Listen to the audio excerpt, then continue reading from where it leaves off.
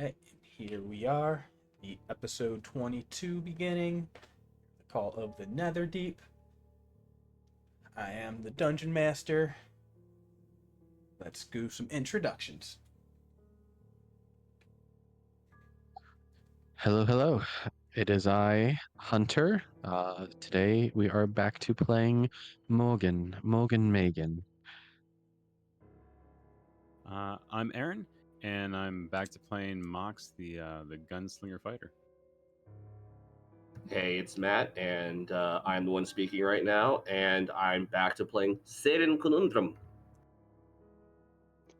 Hey, it's Ray, playing Ludo, seeking some redemption. Yeah, and speaking of some redemption, the last episode that we had come out with was another little small one-shot, the Netherdeep cuts, where we went halfway around the world following Aljin with the other Water Ashari Kieran as they went and hunted down a lotus flower to help save Elgin's grandmother. When he left the gates of Bazazan, him and Kieran had trekked and made their way across the continent of Jorhas back to Jigao, where Elgin had begun this journey with the other team. Talked to the Elder Goblin, got a transport via plant scroll, so Kieran could conveniently jump them all the way back across to a little spot outside of Ankarel in the middle of the Marquette Desert. It is a very hot, arid, spooky place. So this is like not even on the map that I have on the screen. They ran into another two people, Dudu and Trixie, played by the other people of our team here. And they were on a mission for the Scar Bearers, a local mercenary group in the city of Ankarel. And they were looking for, I believe it was just like some bandits, some missing people, some information. That game was ran by Arrow, who did guest DMing on that, and I actually got to play the crazy Water Ashari, who slowly went insane as they delved into a tomb that was ran by a bunch of werejackals, I believe. Yep. Who were there ever since the Calamity, worshipping this ruidus, blessed, weird lotus flower that would seem to bloom whenever the ruidus moon would appear and flare up.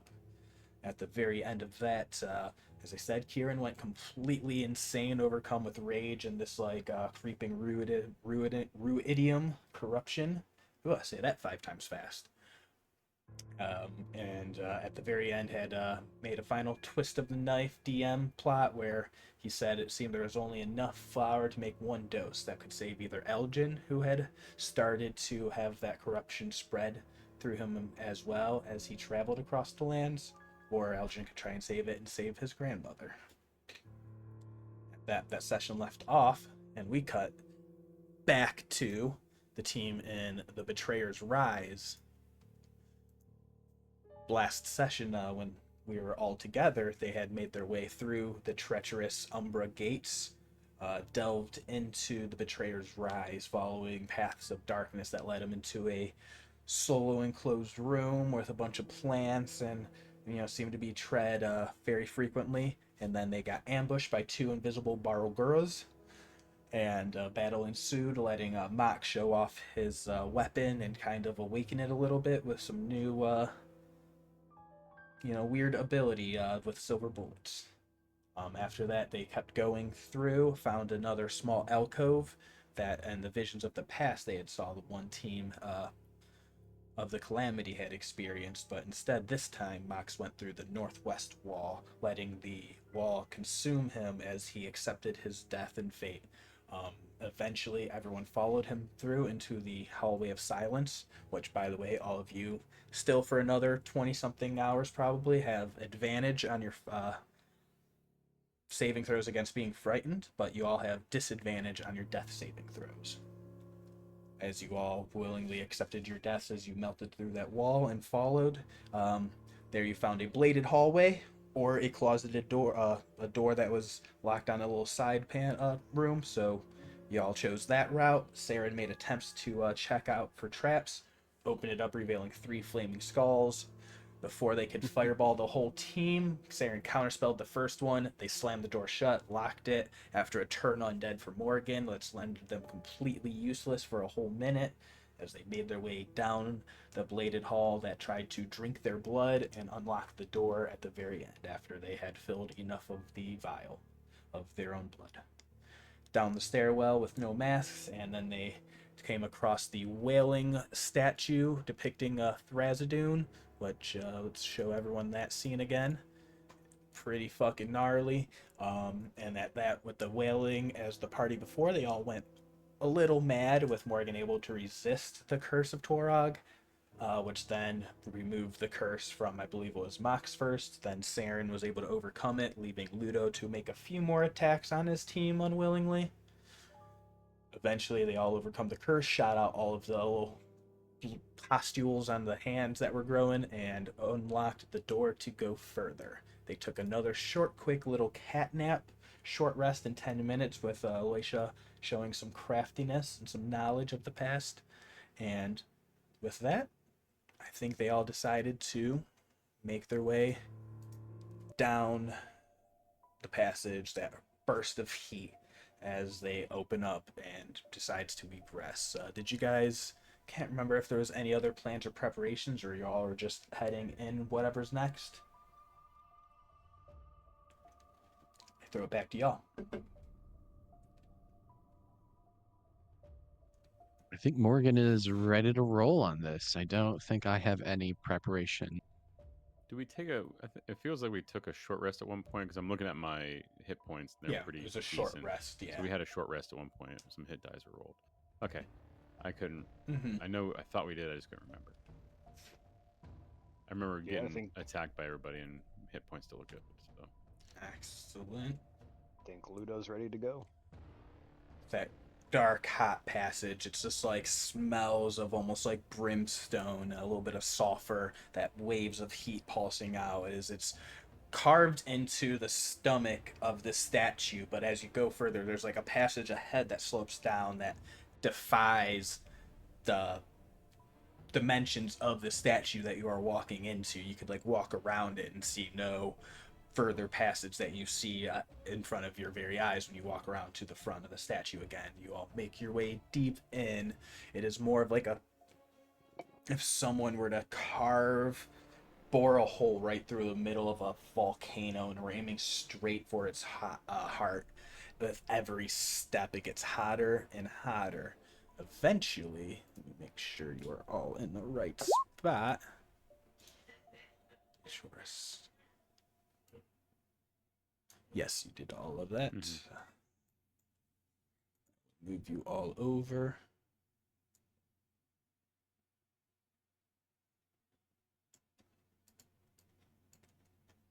Do you all see this in front of you?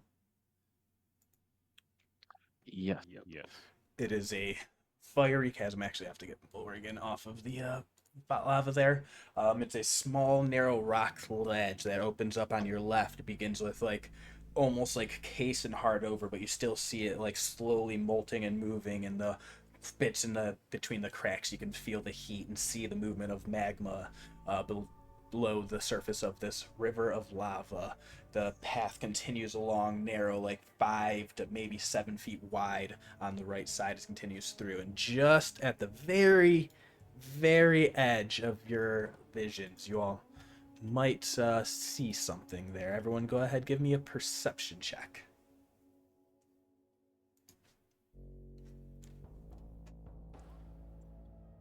$13. 24. 13 for me also. All right, so Mox, I think you might have to like take a little step ahead of everyone to like in front of Saeryn to get full eyes on it. But I'll say is that as you begin to your sharpest eyes, you're the one who looks most for danger. You all hear now the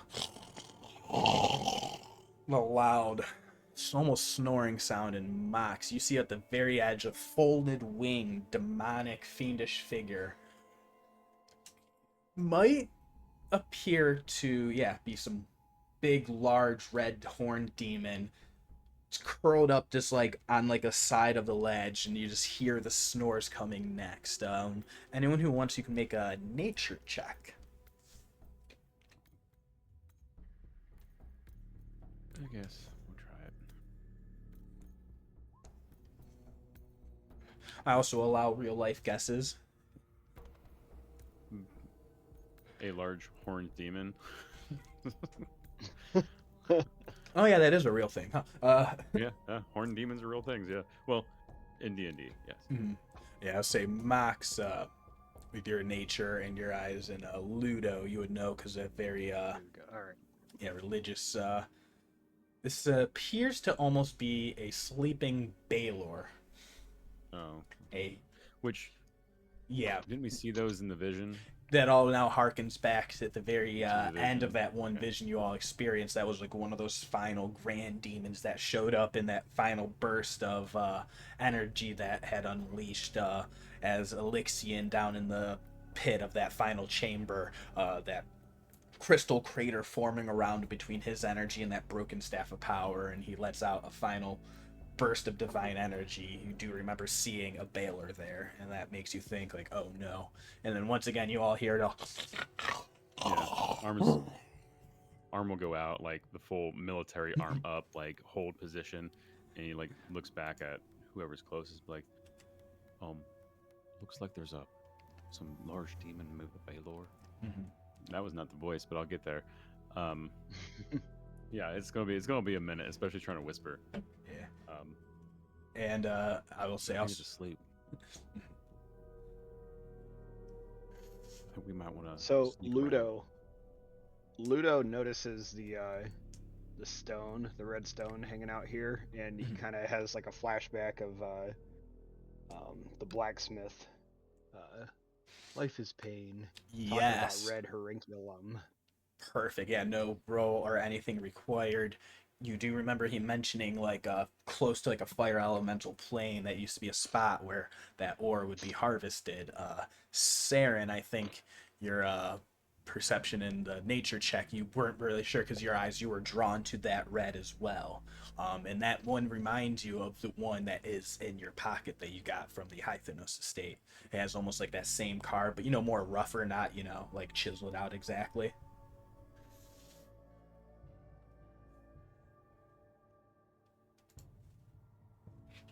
Is what you all see.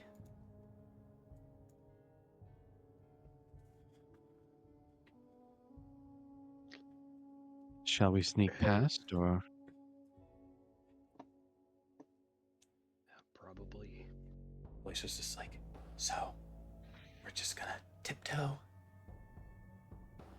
Anyone got any other plan? I think that's probably the best plan for us. I don't think we want to like go over there and poke him in the shoulder, do you?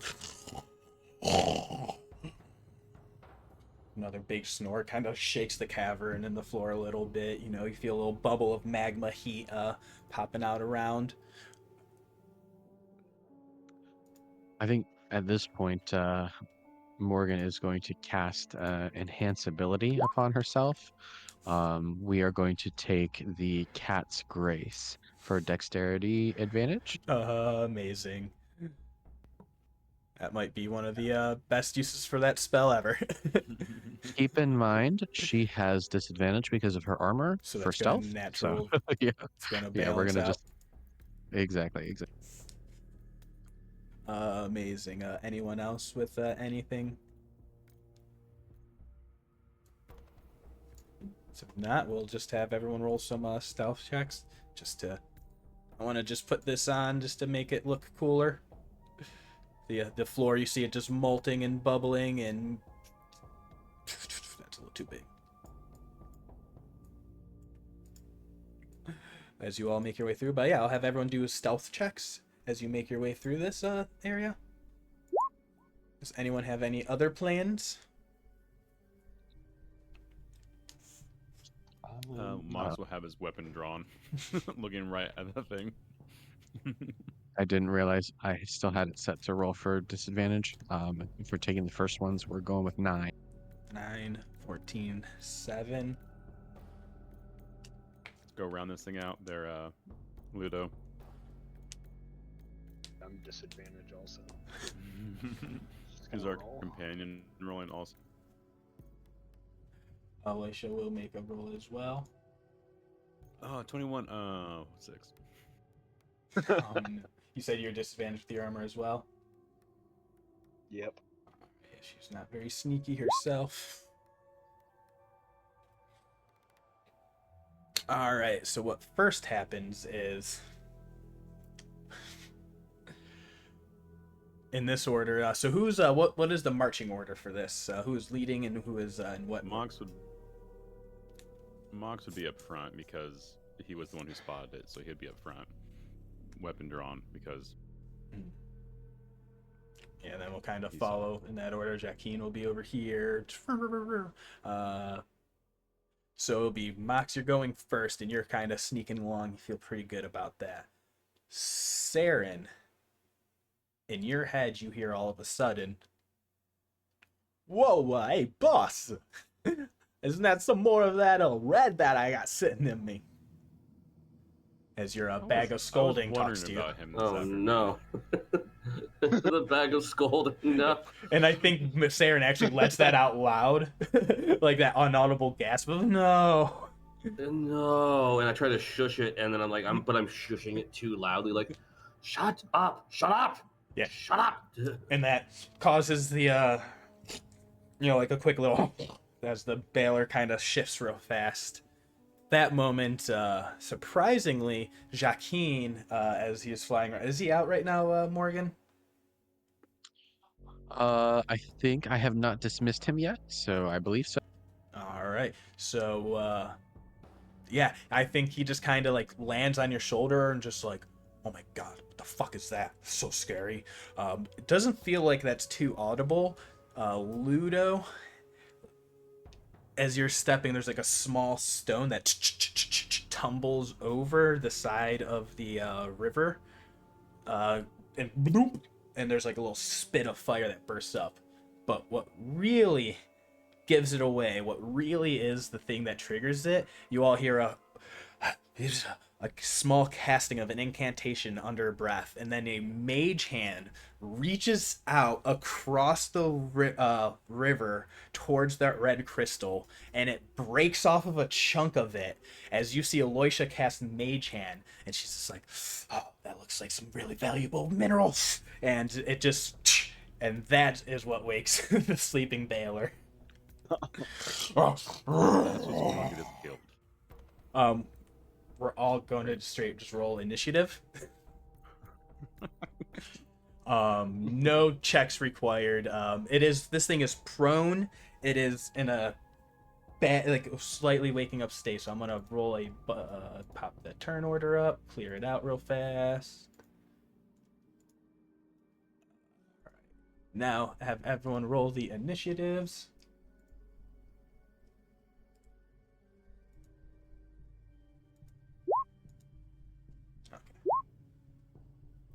Oh, did it not? Mine didn't send either. It, At a 17. it didn't send. Yeah, I saw Saren's in the. Oh chat. yeah. Do you wanna? Yeah, I got. Yeah, I'll add you guys all. Morgan's on there. You need Ludo on there as well. All right. Click. Saeryn was 21. Yep. Nice. Morgan is 3. Max is 23. And then Ludo 17. And then Alicia. Oh. See if she comes through. 12. All right.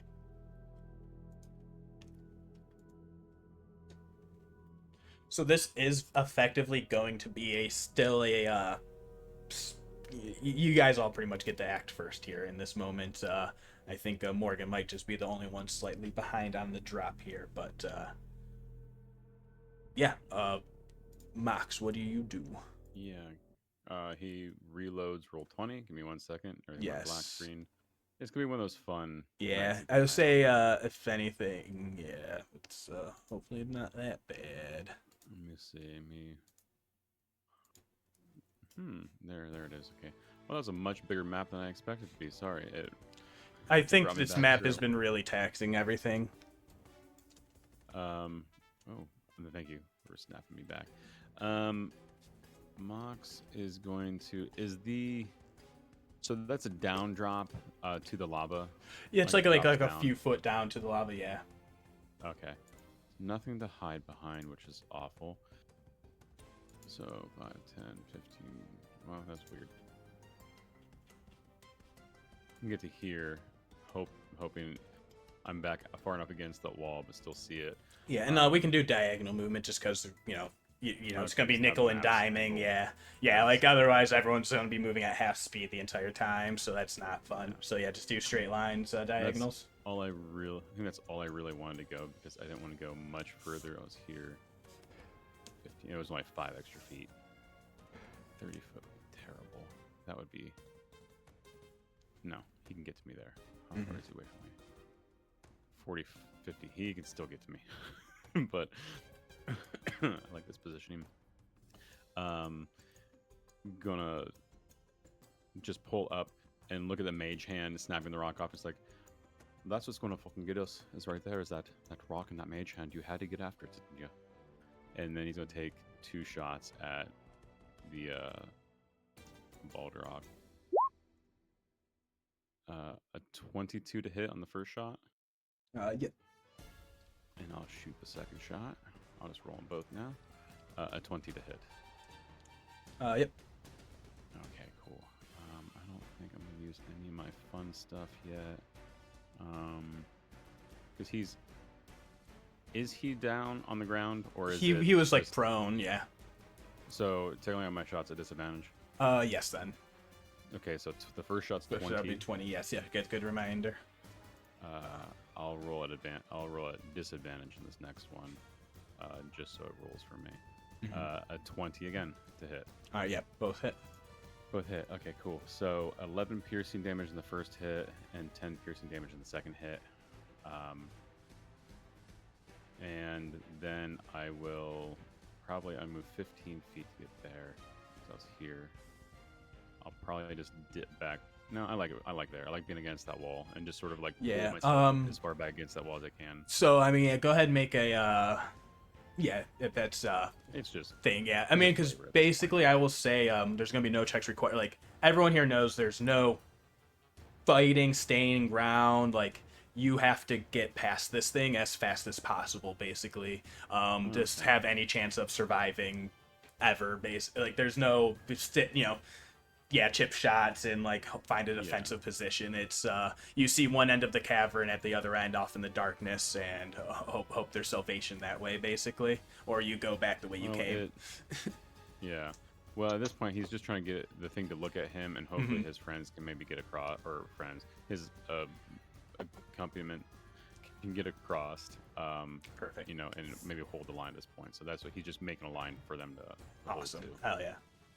Exactly. But yeah, so I'll make sure I get that at the forefront of everyone knows that immediately in their hearts. We'll move on to Saeryn. Oh boy. Sarah doesn't actually have a whole lot he can do, so he's gonna start just going for it.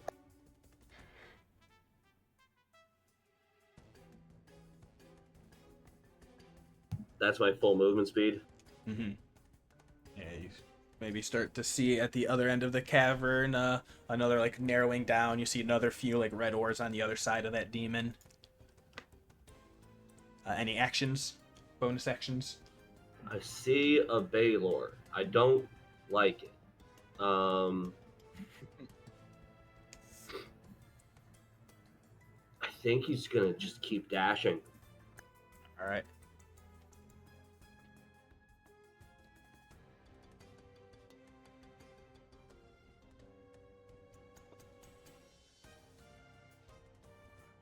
Right. Anything And I else? don't think I have a bonus action at this time that would do anything. So I think that ends my turn. Just moving from one end of the room to another as fast as possible before the Baylor sees me. All right, Ludo, is your turn. You hear that life is pain in your head. I know. How can I get some of that red horinculum? And is it worth it?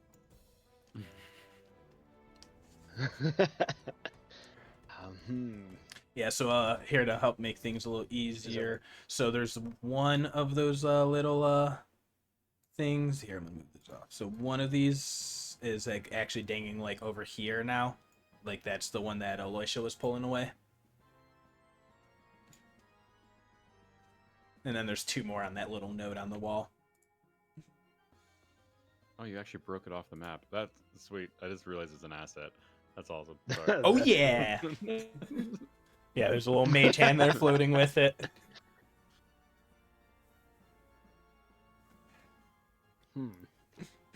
That makes for all the time worth it.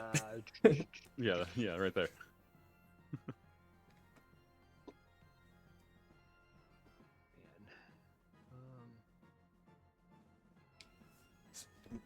Might be the only time this song has actually been appropriate.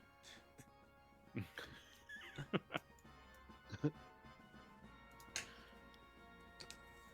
think I'm just gonna run over here.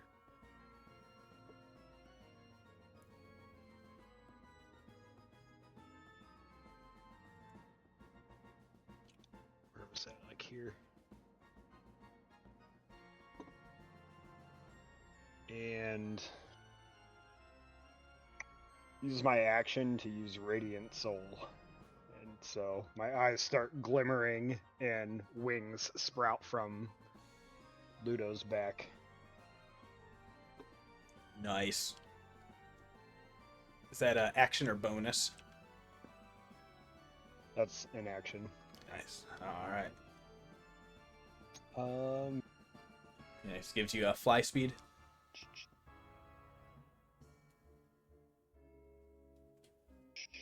And you see. I think I'm gonna bonus action Shield of Faith.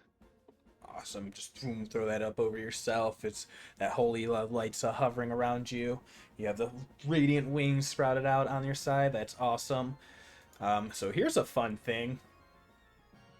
The Baylor has only a dex bonus of +2. Aloysia has a dex bonus of +2. So I have to now roll these with myself. So this first roll is going to be Aloysia. And this roll is going to be the Baylor. And I was going to say there's a chance that she gets to beat a Baylor in rollies, and that would have been really fucking cool. But instead, you see the Baylor is going to go first, which I think is very good right now because the shots it rings out like they pew pew off the Baylor, and they actually do seem to have like made some damage onto it. It kind of wakes up, gets up from its prone position, so that will use half of its movement. What it sees, though, first is that red crystal just floating across the chasm. And it's going to go ahead and use its turn and its action, and it's going to go ahead and snatch that piece up and use an action to just start gobbling that down. And it's looking over like in a rage, like a wild animal that you've disturbed its nest and its food source. And it is that defensive, like, it snatches that before it can move any further and then lets out a... And it swipes out with that, like, lava lash forms in its hand as it picks up, like, a little stone off the lava river, and it forms a little trail behind it.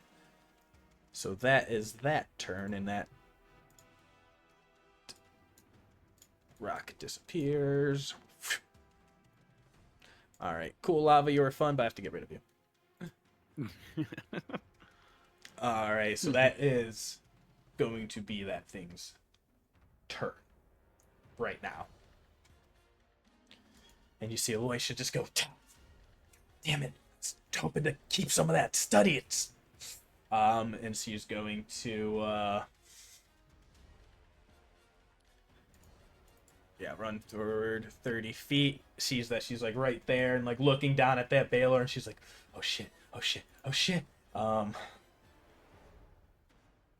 can only do this twice a day, and she's already used one. She is going to cast Blink on herself again. And she's going to pop out of existence, leaving the Baylor looking right at Ludo. Make sure I run in front of this guy and then blink out of existence. You see that just happen, Ludo. And that is gonna be Morgan's turn. All right, Morgan is going to. Ludo, Yeah, you can. Oh, you, Ludo does like a like from The Office, like he looks like there's a camera and just makes like a not amused face. He's gonna jim the camera. Yeah, Yeah, totally yep. jims the camera. Just. Yep. Morgan is going to move and then dash, and then with a bonus action, we will use one of the blessings of the Raven Queen to teleport 30 feet. And you're seeing the end of a tunnel. It narrows Wow. down and exits into like a narrow funnel, like a stone passageway ahead of you. And you see like the edge where the lava ends, like right there. Like you're pretty much like right past the edge of the map. So yeah, you're right there. Amazing. You see Morgan just fucking book it. This old lady dashes, and then like you guys blink, and all of a sudden she's already on the other end of the cavern. You didn't even see her move in the interposing space, but like your brain does like the math where it like fixes what doesn't make sense, and you're just like, did she just run like 30 fucking miles an hour? Amazing. Anything else, Morgan? That'll do. All right, Max, back up to you. Seeing that he gobbled up that stone, Mock's going to take a couple steps this way, sort of back. The party's going in that one direction, and okay, good. And he's going to take 2 shots, but he's going to be at these crystals. Awesome. Just seeing if I can drop them into the lava, just see if it works. Yeah. And give us a minute to like get out of here. Right, yeah, you're trying to distract it with that. Like yeah. you're calling attention, it's right over to there. Fuck it. So that will be a a nice called shot. I mean that hits. I'll do twice. I'm gonna see if I can drop it. Let's see if I can. I'm gonna just hit twice because I don't want to do the damage to the vulgar right now. A 25 and a 22 to hit. 22, yeah. Those are just like pretty much it needed to be above like a 21 AC to hit. So yeah, both of those, like you're able to like do like the little sharpshooter spot, the like see like you close the one eye and you're like, no, I don't hit the crystals, I hit right here behind and under the crystals, causes that like little ledge where that will make them tumble off. Nice. So He real scream out and goes, everybody get out. Let's see if this he goes for them. Everybody get out quick. nice. So And then that's his turn. 1, 2, 3, 4 to see which way the first one falls, and then the second one. Nice. So this first Pretty one good. will fall right here, and the second one will go right here, and they just go plop down onto the surface, and they like seem to start smoldering and burning and let out like a very weird. It's like heat meeting heat, and there's just like that extra brimstone, like as far as you guys, I'm not too wavy aware as characters, but it smells like the fire elemental plane basically. Just like pure burst of condensed solidified fire crystal, but that is beautiful shots. Do you see the Balrog looks right at those as they land? Everyone's eardrums are fucking ringing as the shots ring out in this fucking stone cavern with no acoustics whatsoever. Yep.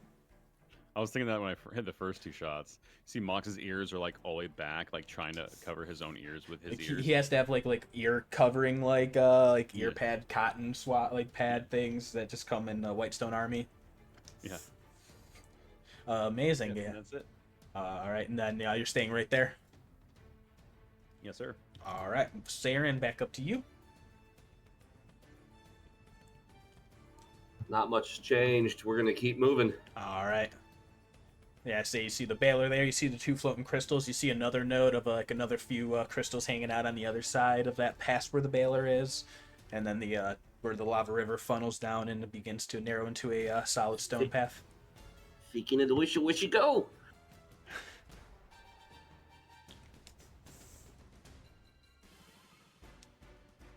Getting to there is 30 feet of movement. I'm assuming there's a door or something.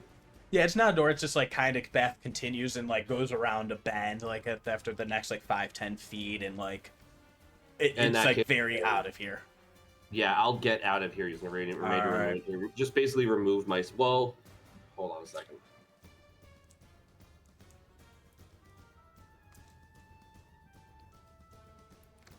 No, I don't. I back up. Mm-hmm. Hey, boss, what you doing? Yowza. You getting any bright ideas?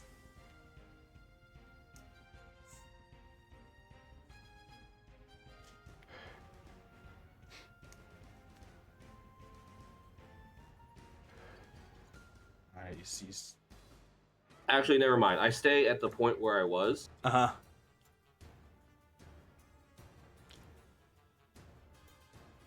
I do not go further than that, but I do remain in the scene. Okay. You're just kind of waiting for everyone else to get out in case anything happens. Yeah, I have some 60-foot range spells I can use in case on a Nice. reaction. So. Yeah, any readied actions or anything else? I don't particularly want him to know where I am, but I guess I'll mind sliver it.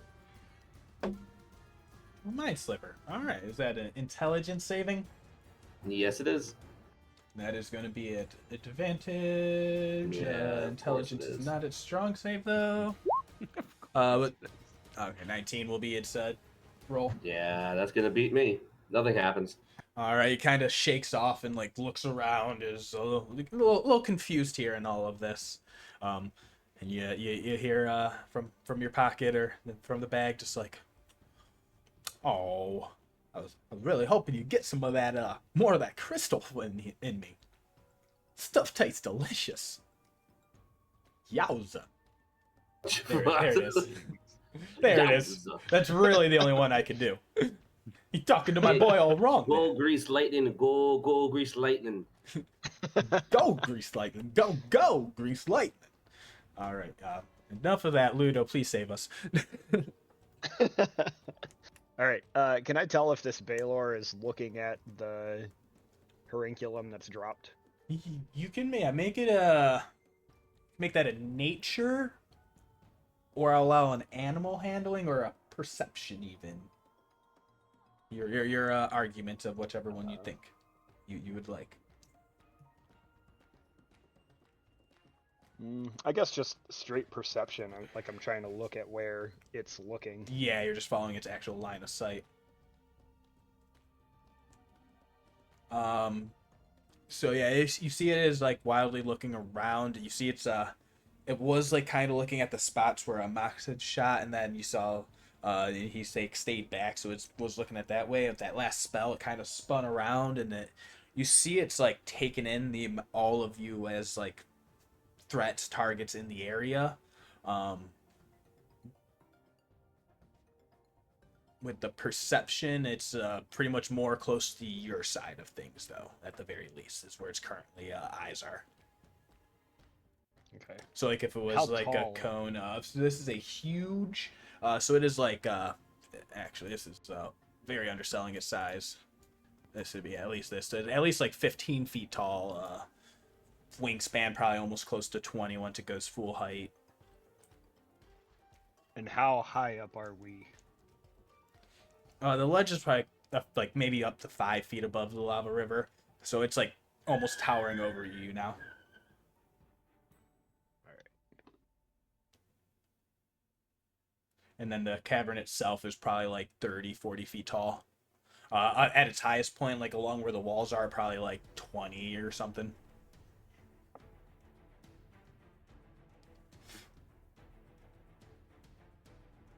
All right. Well, with my fly speed, I'm going to fly up just out of its reach. So if we're 5 feet up, it's 15 feet.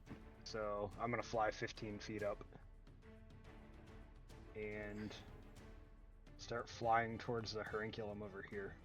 Awesome. So how much speed do you have? So it's 30 fly speed. So And then would you be taking a dash with that? Yes, I am. So you can do about 45 feet over. Because you did 15 to go up, and then you're just kind of going straight over. And can I? Nice. Beautiful. I'm guessing, how high up is this horinculum? It seems to be like you pretty much like flew over it, so it's right around like the head level of the Baelor. Perfect. Perfect. I got like five more feet, I think. Yeah. Can I bonus Avandra shield charge it? You know what? You took a dash. That is a bonus action. That is a thing that, and you take a dash. Yeah, you're aiming for the crest on the wall. So the AC has been established. It's going to be a 21 or higher. Fuck yeah. Just flying and trying to smash the shit out of this crystal with. I will say, okay, yeah. Is it gonna roll?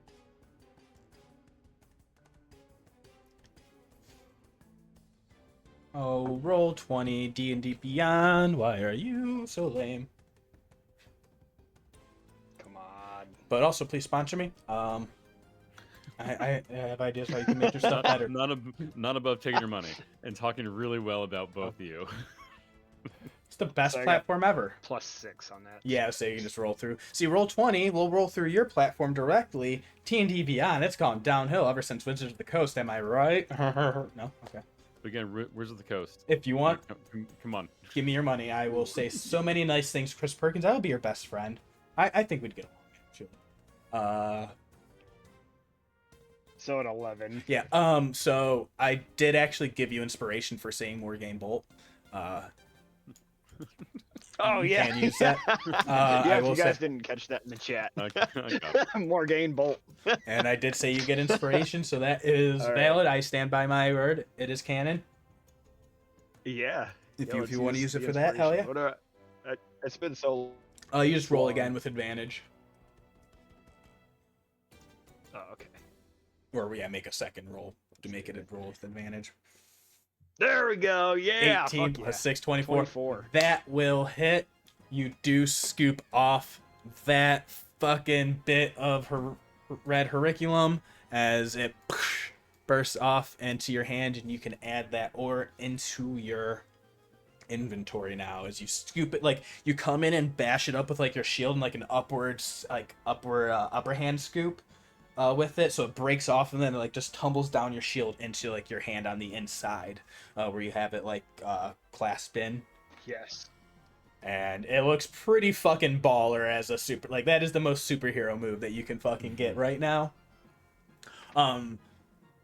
So that is what happens. Yeah, there's action movement bonus. The reason the Baelor did not take its opportunity attack on you is because you had not left the range of its opportunity attack yet. With its 30-foot lava whip, whoosh, whoop, bam, it fucking throws that out right at you. And you just feel 25 to hit. I had a feeling. Any mitigations? Yeah, 25 hits. Silvery barbs. Well, yeah. Oh, sorry. That's such disappointment. All right, let's go I reroll know, that. you sound disappointed. So it rolled a 33 on the second one, so we're gonna go with the 25. That would be 12 slashing and 9 fire damage on you. Actually, I can take this off of Always Whisper now. So that is the first attack on you. Yeah, it's 12 and 9, and that is pissed off, and then it's going to come up and teleport right on top of you. Ludo. You give Good advantage. luck. So just to blow that up for everyone, that is right in your face, Ludo. Somewhere in everyone's childhood, they hear, "Fly, you fools!" Yeah. Yeah, I mean, it does not get more fucking Lord of the Rings than this. That is the Baylor's turn. Aloysia will teleport back in off of her blink spell. Look around, just be like, oh god, it's pissed off even more now. And I think she is going to just take that movement, and then I think she is going to actually have full dash over. Oh yeah, what'd you say? There's two free Horenculums laying there. She's like, I've learned my lesson. She's like, I appreciate your sacrifice for the team. And yeah, she just goes dashing right up to the edge of the screen. She's just like, oh, I've made a mistake. Appreciate your sacrifice. All right, Morgan. Oh boy. Well, there's not much Morgan can do about the lava or the Baylor. So we're just gonna keep on keeping on, going up that way and going down the tunnel. All right. I don't think I would get super far away from Ludo, but far enough away. Yeah, you're off screen, not more than a range of a 30-foot spell out of range for sure. Right. Yep. Yeah, perfect. Line of sight, just peeking off before you dip around the edge. Just like, if a fireball, flamethrower erupts, I can jump right here and be fine. One of those. Any prepared, ready to actions? Anything else?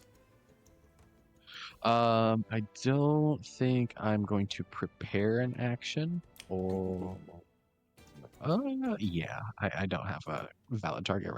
All right, Max. Tabaxi Cat moves. I'm moving 20 feet to here. I think this was 20 feet here. 20 feet to there. Yelling at Ludo to just get running, at this point, just go.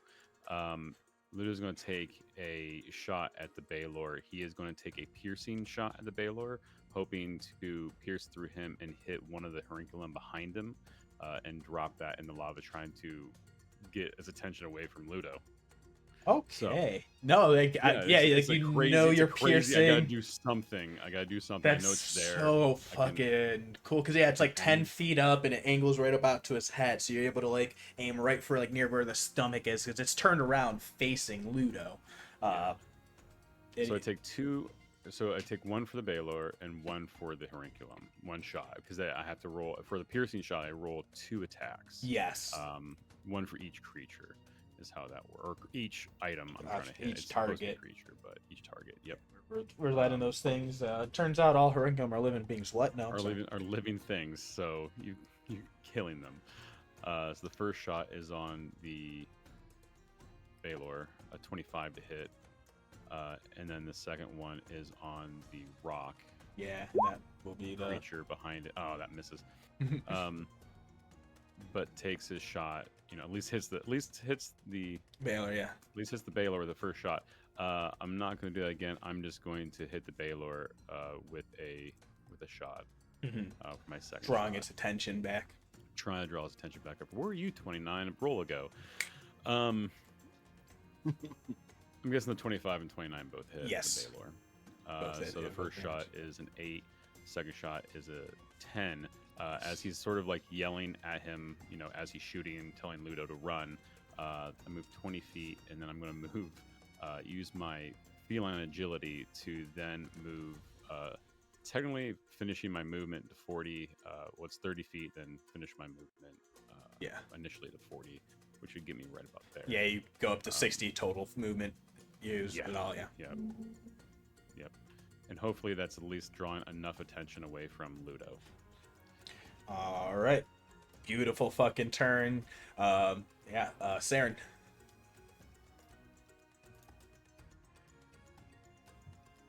Yeah, I think I'm still just gonna hang out basically where I am, just so I can cover with silvery barbs. Hang here for a bit. Hopefully the thing doesn't get any closer. But yeah, I'm going to. Well, screw it. I'll mind sliver it again. Fuck yeah, let's do it. So actually I've been waiting for this awesome ass track as this fucking battle in the lava river with an awakened Baylor. Saeryn lets out his Mind Sliver. Let's do that. Save. The 16 makes it. 16 saves. Oh. All right. All right, but Nearly had him. Nearly had him. is that And I think that advantage? ends turn because I'm just gonna sit Alright. here and wait. All right, that will go up to Ludo. You guys think we should run or can we take it? I'm just You're doing. Run! What are you doing? He's just like, I haven't Alright, played I'm D&D gonna in take so the- long. Let's fucking go. Yeah, let's go. I'm ready to fight. Alright, I'm gonna take the disengage action and fly 30 feet towards the exit. Fucking beautiful. You see as it tries to pull out that long sword, it fucking forms of pure fucking lava steel in its hand as it runs to try and take a swipe out at you, but it cannot because you use the action of disengage. Fuck yeah, and you were able to fly right off screen. You do have that piece of red curriculum with you that we'll carry with you. We'll get that off of here. Alright, anything else? I think that'll be it. Awesome. That will be the demon's turn. Yeah, it's going to it's not trying to move closer, but it's going to go ahead and make the one attack with its fire whip. Yeah, Max is just in range. All right. It's a 23 to hit. Yeah, a 23 hits. Any mitigations? I'm gonna save my spell slot. Yeah, Alright. go ahead. You need to make a strength saving throw. I mean, Max. I'm good at those. I'm great at those. Oh, this is not gonna roll. All right, so D20 Oh, plus no. 5. You get advantage on this before you roll. What's that? I'm giving you advantage on this. Your cat Yeah. grip. Oh, okay. 20 plus. I think it's a plus 5. It's for some reason not rolling because normal stuff. Because D&D. Did that work? There's a first one. Slash. Oh, actually, I think I can just push up again, right? Is that? Yeah. there it is again. So straight rolls a 22. 22 is a save. You do not get pulled 25 feet closer to the baler. Hooray! Ooh. Think of Andra. Thank you. Yeah. Thank you, D. Roll 20 because I rolled that in your system. Yeah, even without the advantage, you had it anyway. But yeah, that was a big fucking roll as you feel that Yeah. fucking fire lash try and wrap around you, and your feline fucking agility lets you pull off right at the last second, and the crack of the whip, and it goes away. I was trying to decide what I was going to do with myself for the next 3 hours after I died. That would have been interesting. Well, you'd play Aloysia. Yeah, but no. I'll play the bag of scolding. Hey, I'll just start ranking this critiquing everybody. That would be a lot of fun, actually. Yeah, it would be a great time. it's like Bag of Scolding does like Mystery Science Theater, just like Yes. Next campaign, we're all sentient items being held by a team, a party. Yep. Oh, that's a really cool idea. Yeah, so this jackass Trademark. goes and tries to scoop up a piece of this crystal as a Baylor's attacking. Amazing. It is Lycia's turn. She's off screen, ready, waiting. If anything else, I think we're just gonna, unless Morgan has anything, we're just gonna scoop back to Mox. Yeah, so- I don't have any. Oh, I took damage. Hold on, I gotta take some damage here. 17 and an 8. Okay. Oh yeah, I I forgot to forgot. read the I got damage. hurt. Yeah, I got forgot to hurt. say it too. It didn't happen then. Back to Mox's turn. I think at this point, sort of singed and burning, he's going to just absolutely take the dash action and go 60 feet straight up. And just yelling at everybody, let's get the fuck out of here. Go. Yeah. What are you waiting for? Go. Let's go. Yeah, and I'll say fighter feel agility, like you're ready for like that crack of the whip behind you as it goes to make that attack on you as you go to leave that range, and you just hear one final roar out behind you. Am I leaving as? Yes. Roll it. If I'm leaving it, roll it. There's a chance to get pulled back. We could have a fun It's time. it sees the threats leaving its space. It is not. It is just not trying to leave or fuck around with its territory. You figure out. Your mind actually ponders why this creature hasn't decided to pursue in this moment or try and pull you back. Whether it's hungry, whether it's something else, nature of the minerals here, very, very bizarre. But I'll say you are able to get up out of its space. Because I was going to say 30 foot with a disengage would have also taken you off screen, so, you know. Yeah, it could have worked that way too. I was just running though. Yeah, exactly. So it's, mechanically it all will balance out, basically. Yeah. So it's like as you leave the range, you're basically going right down around a corner where it doesn't have an attack range anymore. Okay, that's fine. So with that, you all. He wasn't going to, but now he's thinking about it. Yeah, no, you all make your way. You are dashing down that tunnel. It narrows down to like a 10-foot wide at some paths, maybe even a little narrower than that. Let's see who is all here. You get tokens. It's a moment of silence as you all make your way through. Any reactions in this moment?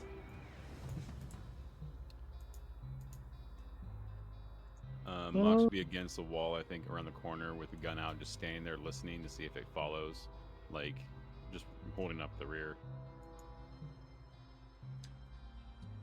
You wait for that second and you don't hear any noise of pursuit. I think we're clear.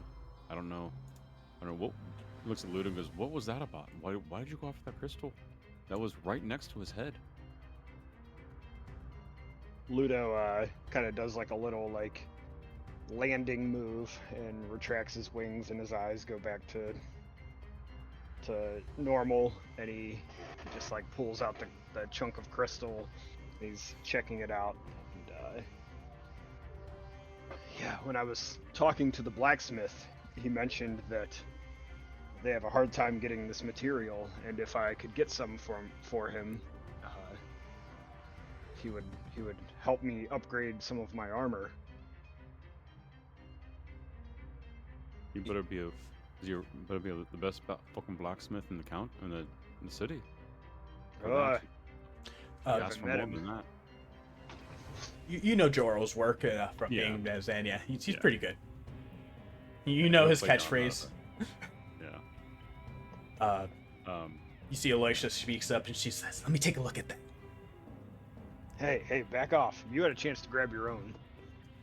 Yeah, well, if everyone else didn't make so much noise, I think I would have been totally fine, but, Wait.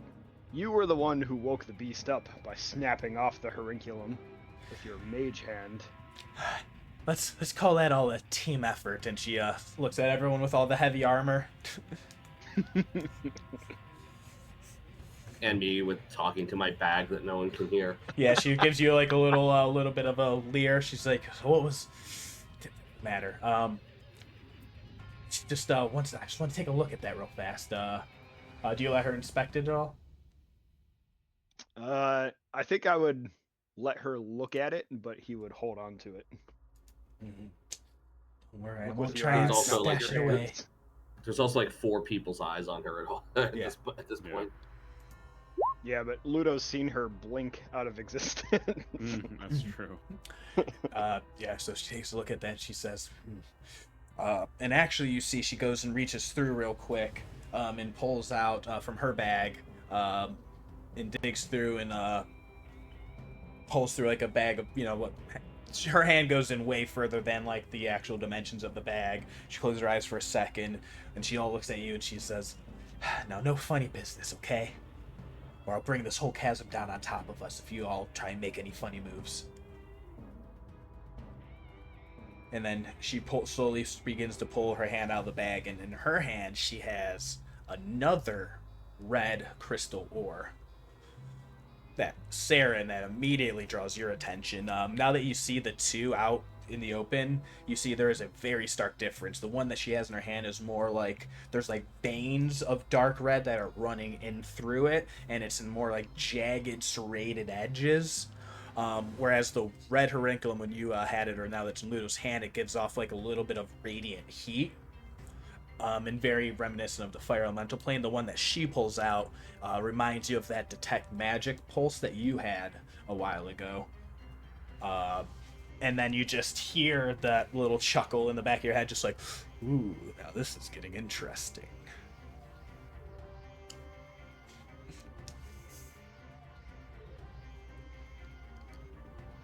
And so she like looks at all of you for any immediate reactions. Would Ludo notice the difference? Yeah, it's all pretty easy Is it like perception. super apparent? Yeah. Okay.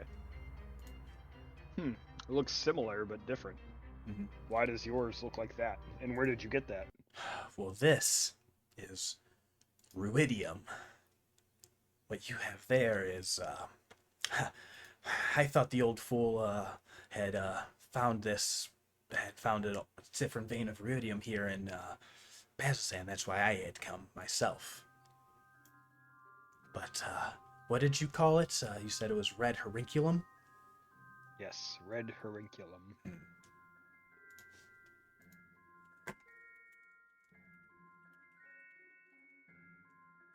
That's how I've been spelling it. She says it seems to have different properties. This, and she holds up what she has, ruidium. This is what's found underneath the town, the city of Ankarel. This is the expeditions that the Allegiance of Allsight has been leading into the ruins beneath it. They call it Kale Maro.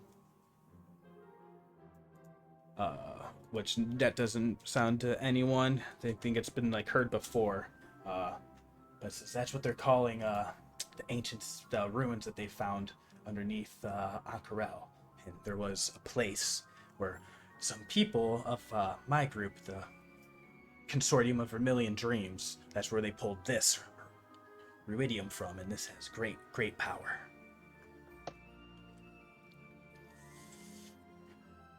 So I was just curious when I saw it here myself and wanted to make sure. Interesting. And I would say, Saeryn, you definitely feel like there is something there. Like it has, like you remember at the top of your head, you remembered that abyssal. There was like planar rifts and stuff like that down here at the bottom, and you're wondering, yeah, like those, those all seem to have like a commonality in that at least.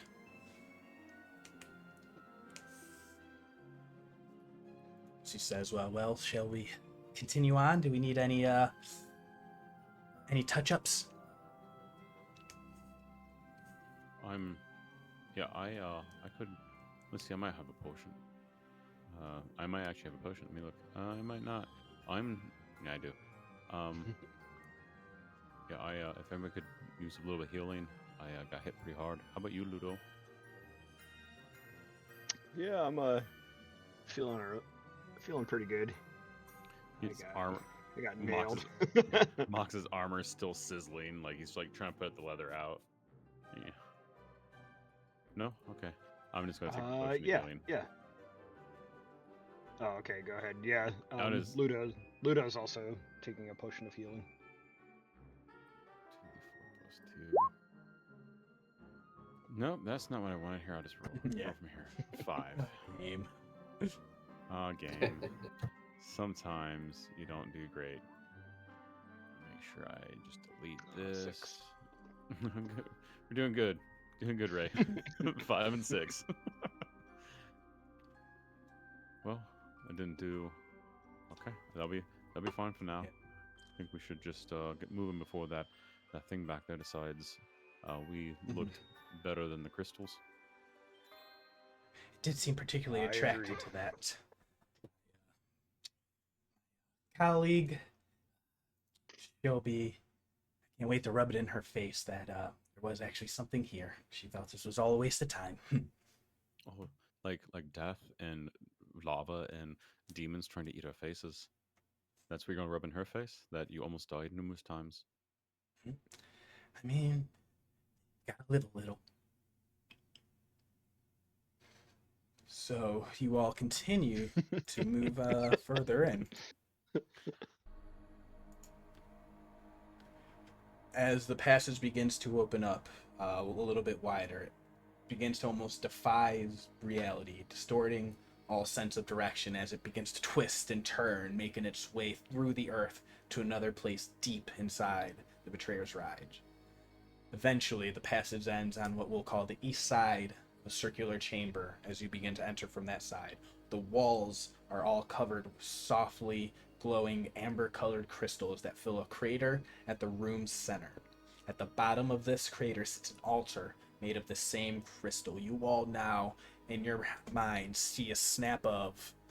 You were expecting that room that you had all seen in that vision, which to bring that back to here. All of those tokens, all of those demons, all that Baylor and everything. You'd all saw that. But instead, what you see now, you remember that vision of that staff of power cracking, that crystal forming, that streak of red. And what you all now behold is this. The area almost completely changed. There's like an impact at the middle of this crater. The first things that you see as you witness this, you see 5 bodies laid out, strewn across, surrounding around the pillar, almost as if they came from the opposite side and direction somehow.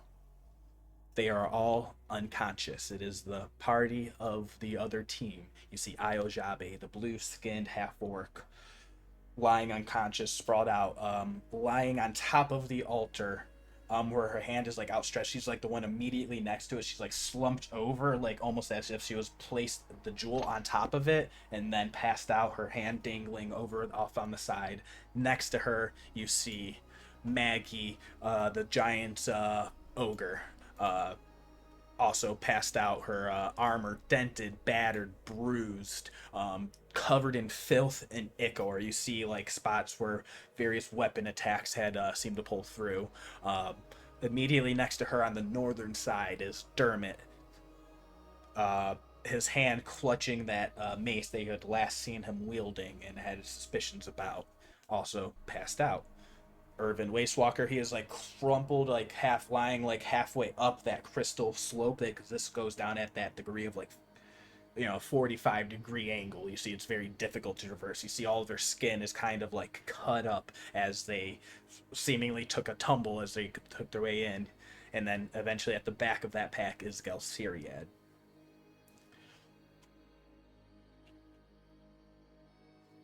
You all see the very ending. It's almost like as it's projecting in a vision over top of them. What you all now realize, they are experiencing the vision that you all witnessed when you first entered into the Betrayer Rise.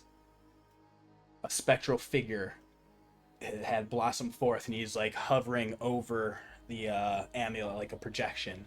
The warrior, he called himself Elixion in the visions. He looks up at the group that, like, as they were passed out, he says, "You came, you followed, you can find me." As the crystals around glow brightly, and you see that vision of him, the company of armored soldiers, him, Elixion among them, as they marched into the Betrayer's Rise. Their expressions grim. They did not speak, although you can tell that none of them expected to come home. You see every scene of that one shot that we all played, that ends here in that chasm with all the demons attacking. Everyone is dead except for Elixion, who continues to fight while surrounded by the corpses of all mortals and demons, hurled across the battlefield by the claws of the Balguras as that staff of power explodes, casing everything in crystal. The scene blurs. He falls to his falls to his knees, pleading before a simple wooden altar that bears the symbol of Avandra. At the end of that prayer, he gets lifted back up to his feet. breaks through and he closes that rift, and that final vision you had all witnessed. You see that is now that moment that the sleeping rivals have witnessed. As that moment is playing out, a foreboding voice cuts through the scene of divine intervention, and Alexian freezes in time, and you all hear, The Changebringer. The mortal. the voice spits. What brings you into my sacred, devouring darkness? Even if you save him, Changebringer, he will suffer. He will die. He will be forgotten.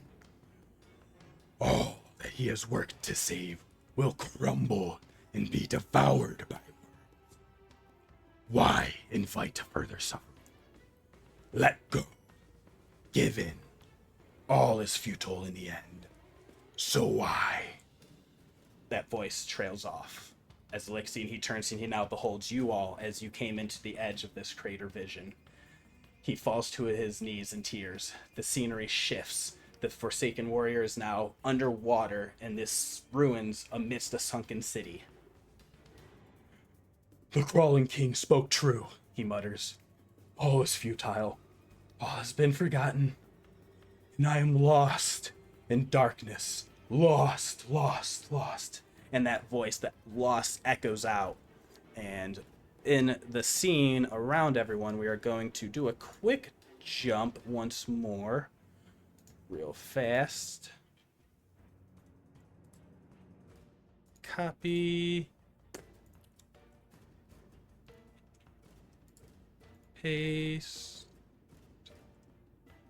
Move map. Everyone see this? Yeah. This is the crystal crater from overhead. You all witness this is where the party is sprawled out unconscious. And as you hear that lost, you see what fades in where that spectral image of Alexian was, almost as if like a revenant ghost. A solid form appears. Multiple arms. Let's get a pop-up of that beauty. Long, spidery, spectral arms sticking out in all directions that seem to extend 5, 10 plus feet beyond it. A stretched skin, a look of pure agony. And you see all of these wretched sorrowsworn that you had all witnessed at the fallen prayer site of Zalakos pop up and surround. But this time they are surrounding that rival party. Boop, boop, boop, boop, boop, boop. And that all comes into that moment. I think, once again, we're going to need to roll some initiatives. Oh boy. But why? He just wants to talk. If you can't get to things, I will pop up token names.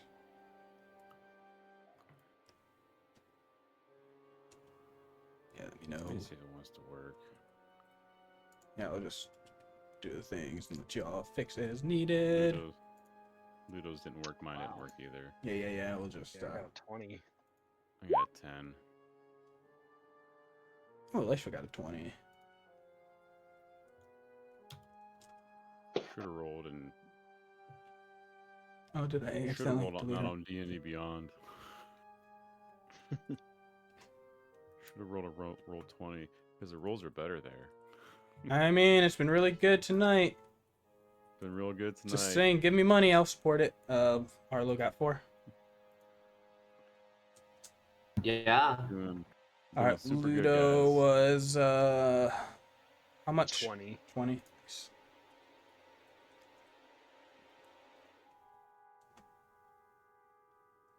I'm sure all those bad guys are like 3s and 2s, right? Gotta be.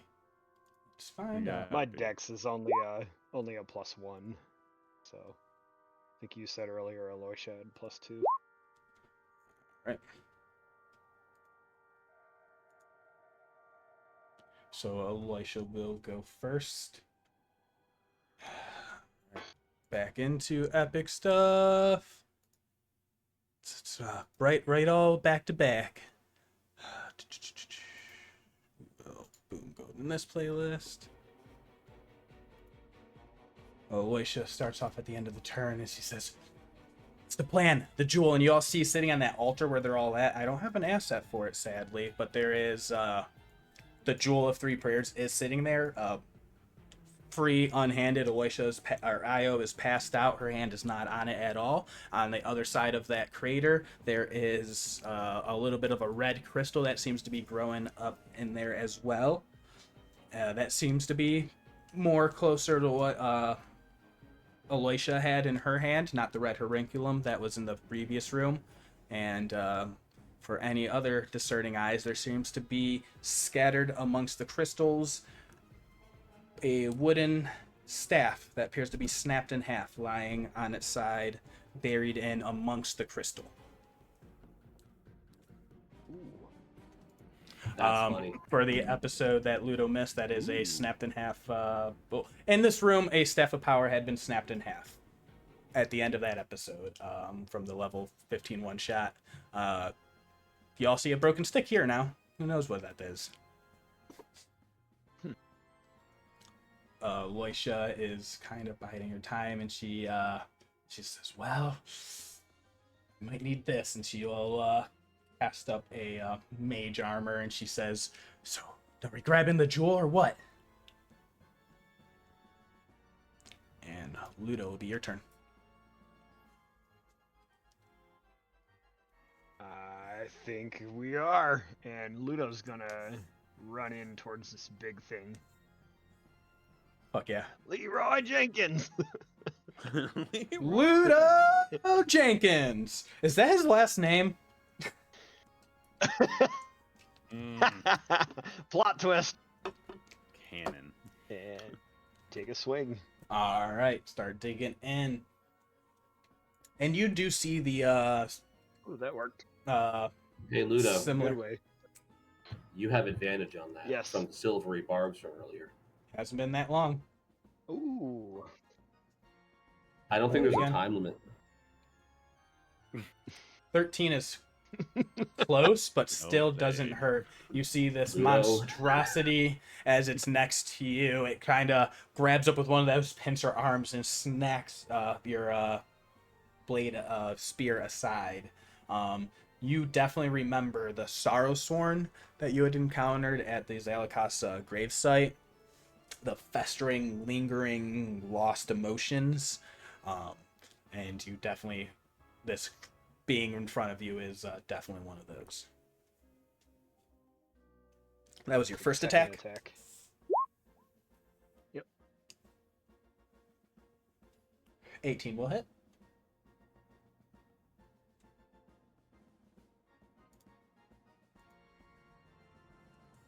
And I don't think I have any smite slots left.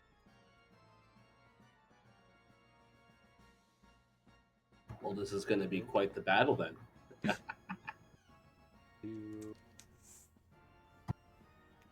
Yeah. Polearm Master bonus. Alright, I make a bonus.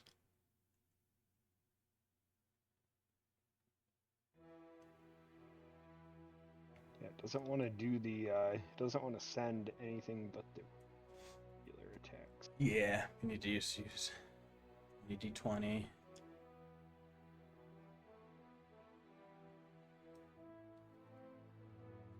Damn. Extensions. +6. Yeah, it's weird though. It's like 13. certain things, but not everything. Yeah. That's Yeah, very it's weird. peculiar. 13 will miss, unfortunately. Misses. Yeah, Ludo comes and tries to starts just like swinging in on the creature. Your Silverlight spear is definitely like digging into the monstrosity in front of you. We'll move down to Morgen. Okay, Morgan is going to go for the jewel first, I think. We'll use her bonus action to once again do her Blessing of the Raven Queen. So many of those, it's so good. Yeah, I get proficiency bonus times uses per day, and I have used 2 now. So to get the jewel, is this going to be an object interaction, like an action? Um,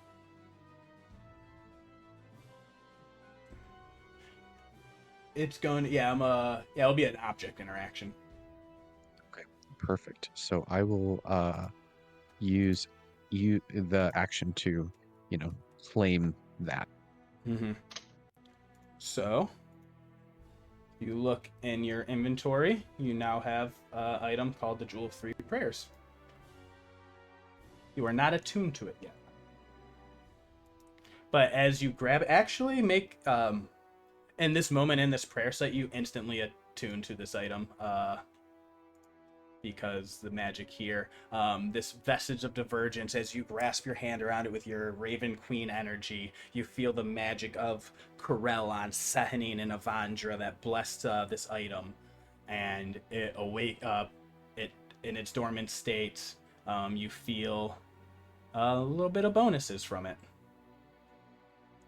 but it feels like you feel like a sigh of relief, a divine breath that's been held for way too long as it touches your hand. Anything else? That's my bonus. That's my action. I'm gonna not provoke attacks of opportunity right now while I read the rest of what this does during everyone else's turns. Beautiful. Well, it will be back to the monster's turn. It sees you grab that jewel. So you guys you've seen when you came in that monsters, they swarmed around the other team that are unconscious and were moving in to start attacking. Like this guy would have started tearing into Io, but Ludo came in, started attacking it, and then you came and grabbed that jewel. So it is going to attack you, Morgan, with its embrace attack. And that is going to miss. Very badly. Correct. And that is all it can do. As it tries to skitter and move around, but it's kind of blocked off on this side, and it doesn't want to provoke any attacks as well. But you see you raise up your shield of the Raven Queen and rebuff its attacks. The arm tings right off. Mox. Okay, I have a question for DM. So if I get into an angle where a piercing attack can hit, Mr. Middleman there, since he is telling a small creature, it looks like. Yeah, they're pretty small. It hits part of his. He is in that square. So if I did a piercing shot, because it is every creature behind the initial creature, I can roll. And I've been doing it wrong. I just reread it. Everything behind it, I roll at disadvantage. Okay. So it's gonna be a little bit different than the first two times I've done it, because I think I've only done it twice now. Can I get that middle one also if I get to that point where the beginning of my measurement is? Oh, can you see it, Jeff? Yeah, I see it. Yeah, no, I'll yeah, because the square is just the representation of the small thing. So it's like, you can. Yeah. I mean, even from this direction, I think it hits the same, but it hits differently. I mean, I don't think anybody else can see me doing this besides me and you, because I took broadcast off. Because I'm going corner to corner. I'll put broadcast back on. Oh, I'm going center. If I snap it to corner, it becomes a little different on how things hit. Also. Okay. Yeah, because I've always done. Yeah. I've always done center. Yeah. Snapped. I mean, because that's like if someone's like, "Hey, I want a lightning bolt," and these things are like all in a line, like that's a pretty straight line. Yeah. They're in a straight line. I was looking at them. I'm like, I can use this one more time. That's a pretty straight line. Mm-hmm. Okay. So if you allow that, I'll use my adept marksman to make the piercing shot against the first one. So the first one is that standard attack. Yeah, sorry, I reread that. I knew I had to roll for each creature. 18 to hit the first one. First one hits. Wow. Okay. The second one, I'll roll them all now. This will be at disadvantage to hit the second one. Does that need to go through that one? And then you can roll for the next one after that.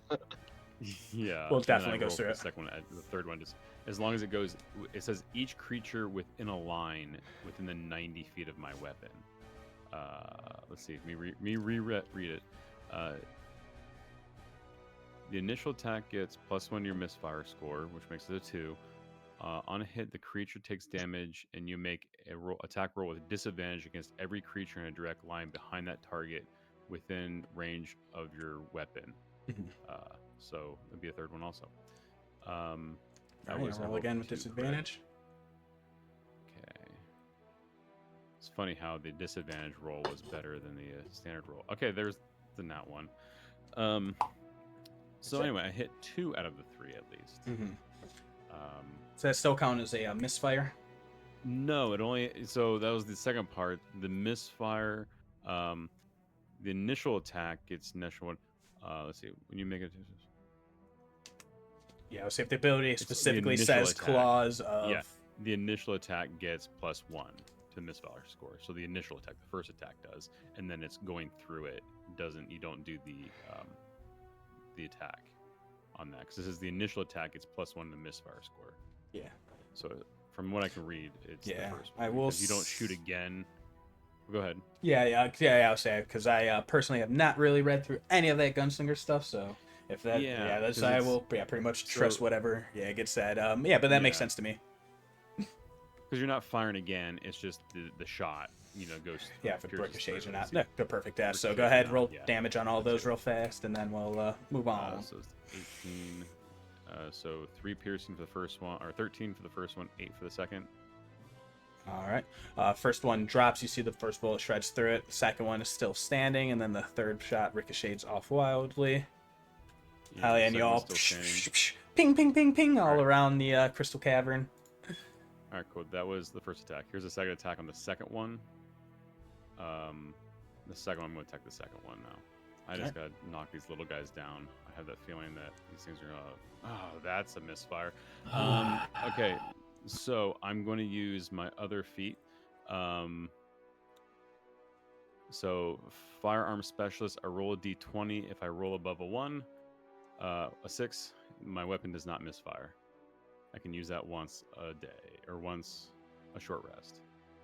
It's So a short weapon rest. does not misfire. It's once Cool, per cool. short rest. Yep. Dope. So that doesn't work.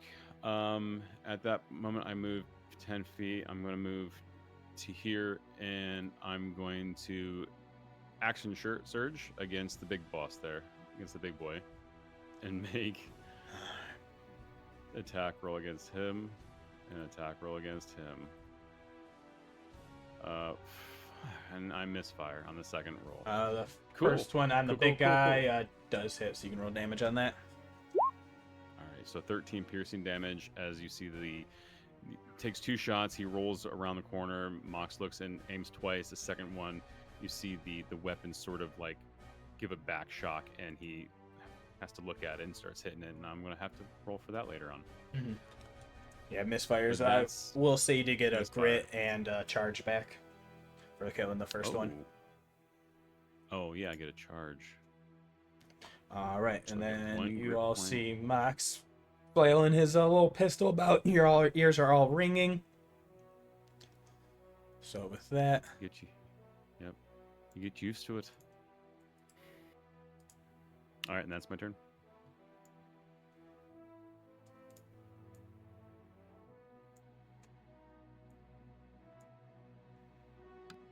all right, you see the little wretches start moving in. Some to you guys, some to the unconscious people. So this first one is attacking Saeryn, we'll say. So we'll say this guy is a red, and he'll make a bite attack at you. This is going to be at disadvantage because this thing is dumb. Misses wildly. This one's going to run up on Mox because it couldn't really get closer. Yeah, just going to make that bite. 10 will hit, not hit. The 10 will hit. The 10 will miss. The 20 hits. That Oh, is was that one attack at advantage? disadvantage, yeah. So these ones, Okay. they get a little closer, and they both surround Galceriad here, actually, so they can actually activate the Wretched Pack tactics. So now they're rolling with an advantage instead. These are both going to be on Galceriad's unconscious body. I mean, he's sleeping, so it would already been unconscious, but yeah, they don't know mechanics. So 2 advantage attacks on Gelsiriad. That should be 17 to hit. He can't react. And then a 21 to hit. So both of these attached to Gelsiriad. You see their jaws both just bite in, and he takes a lot of damage. That's 9. And then... Okay, so they're unconscious but not on death saves. Yeah, they're just like they were just sleeping, but Okay, they got like slept or something. Okay. yeah. At the start of each of the okay, so they don't take the necrotic yet, so he's going to take 9 damage. You see he does not wake up from that immediately.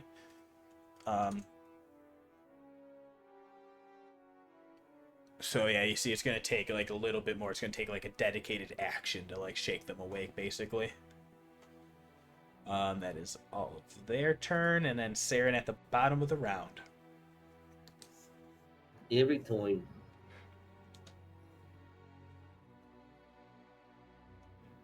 I think one of the things I'm going to do to start is bonus action kinetic jaunt. Nice. So that burns a charge on my my Changebringer's coin. Yeah, what does that look like? I think as that's probably the first time you use that, I think. Yeah, I believe it is. I think it's one of those things where he doesn't really think about it, but reaches into his pocket, touches it, and then the inside of his pocket lights up, and he's like, "What?" And suddenly, no one else can really see it, but he feels like whenever he starts moving, he's getting dragged around by like incredibly long hair, like a man, like a puppet on strings. That's cool. Which I'm sure is pissing off the crawling whatever the hell. Yeah, That you gives get me right a outside of its range easily. Yeah, which gives me a 45 speed. I don't take opportunity attacks, other stuff like that.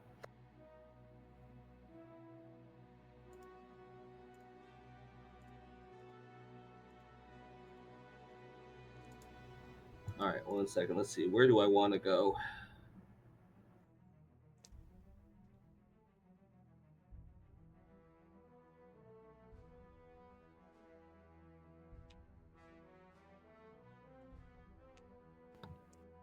I'm getting close to the red crystal, I think. I would...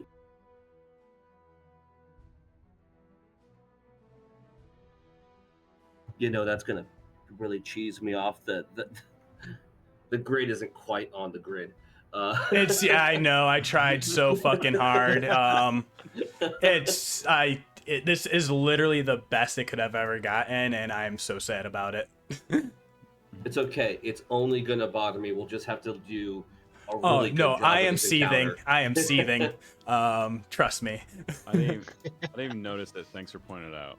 I'm sorry. It was bothering me. I've been staring at it the whole I am time. not centered. Oh no.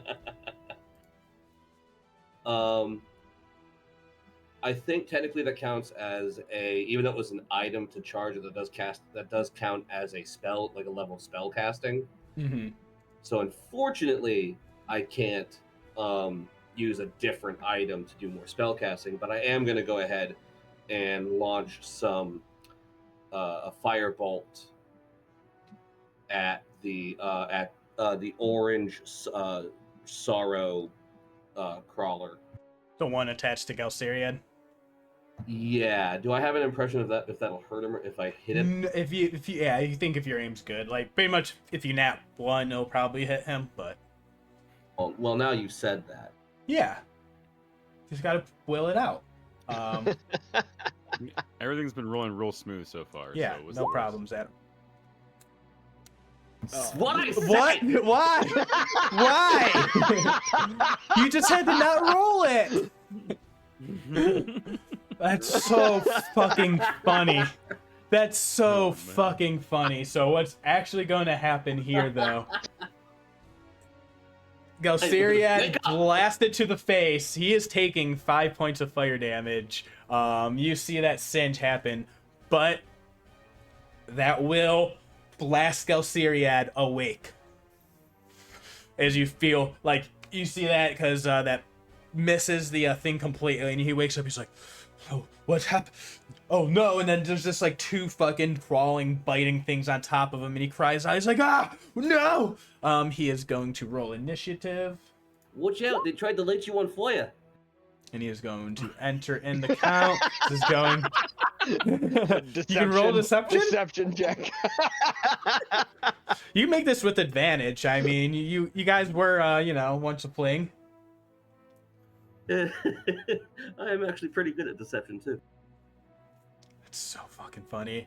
Yeah, you see, he's just like, 50. What are you? When did you get here? And you see he scrambles about, and that will be, we will see what happens on his turn. That is fucking amazing. We are going to go to The second you said it, I knew it was going to happen. It just Not had with any to. portents. It just had to happen. So here's the thing, though. You say, I think Saeryn actually mutters out loud. He says, I don't have any friggin' portents. This wild, chaotic, all of this energy and magic and the abyssal rifts. You have that vision of the demons that were attacking before this final last stand in this chamber. Those Armanite creatures that live it, like they're hurling lightning bolts all around this arena. Magic energy flying everywhere back and forth, and you see that energy, that mythic resonance coalesces, and a lightning bolt takes form in pure ether magic energy form. You see it as almost living like a fluid as it is twirling around this space, hovering above this iridium area, and this living lightning bolt is also going to enter combat. And also Or attack us, right? Gelsariad? My god, he just Or- can't win it. Yeah. That's amazing. So let me get the sheet up. At that same time, however, and things are getting crazy. In that moment, reaching out to you, Saeryn, a holy energy, that Avandra light. You all see that, like, Saeryn reaching out an energy. A living portent also reaches out to you. And Loisha is going to hold her turn at the top of this round. Ludo, what does your level up to 7 look like and take form in the middle of combat right now? As you feel this living portent energy and suffuse all of you.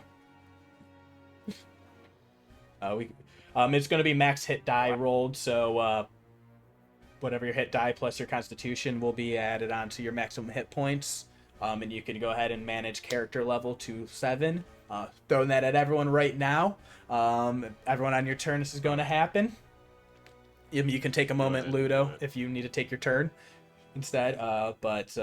So everyone, you will get the spell slot that you gain for whatever level up or ability as that happens. But you all feel that energy wash through you because the milestone is when you reach the prayer site of Avandra here at the bottom of the Betrayer's Rise.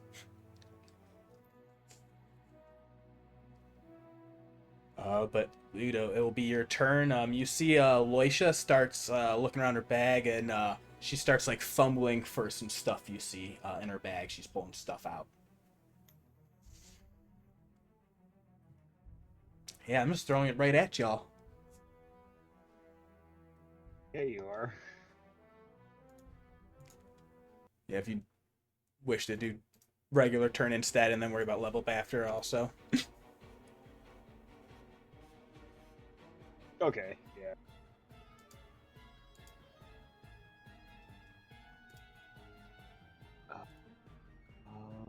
Alright. To my character sheet. I'm still in the whole main. Yeah, especially I'm like realizing now with D&D Beyond being fucked. Alright.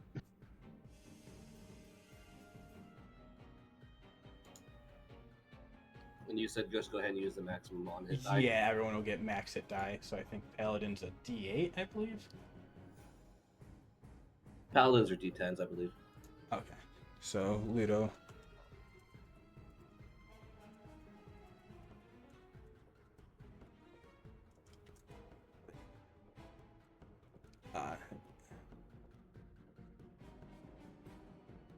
Nice. So acrobatics from Ludo.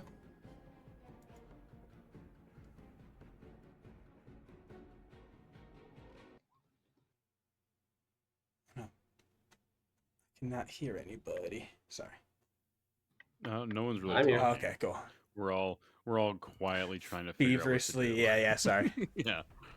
I said be ready. Oh yeah, I just gotta pick my spell. I know, it's a lot of maintenance and stuff like that. You'll see Loisha will fire out with a firebolt at the red one sitting there alone. I will do that to help time in. So it's going to be d20 plus 6. It's not going to hit, so she whiffs completely. As she's reaching around in her bag and does not get her item out in time.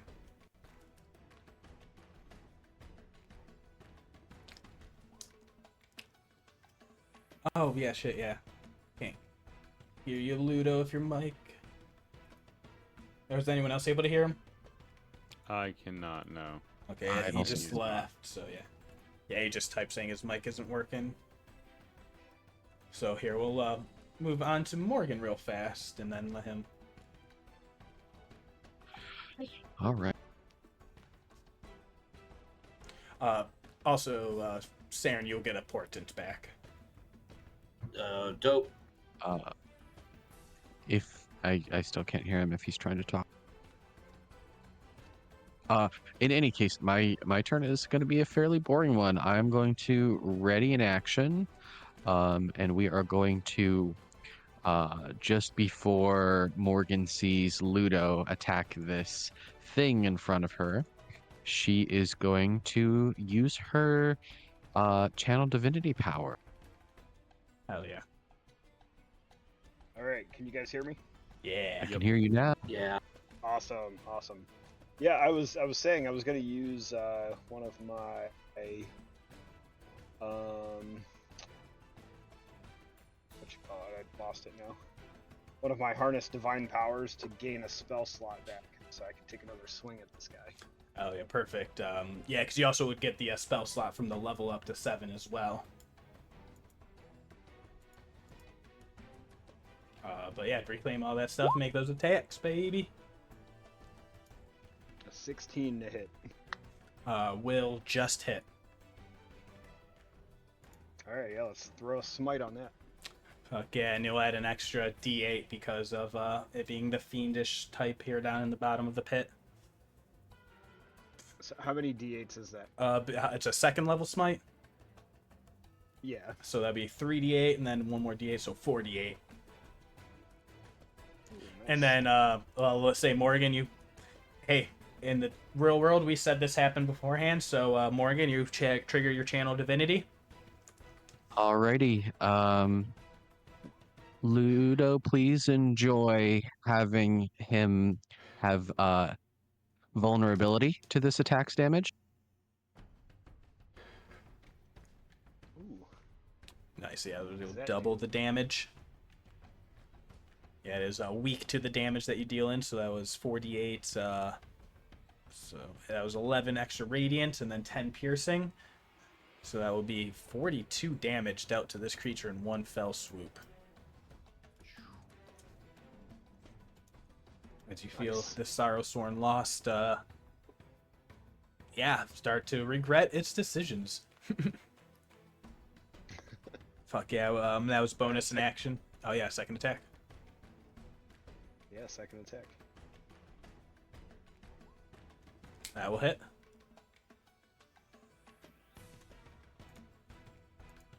Anything else with And that? then,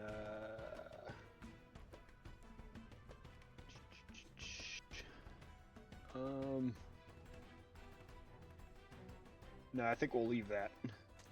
Alright. And then I'll say back to Morgan if you had any bonus actions or anything else on your turn. That all kind of all happen simultaneous.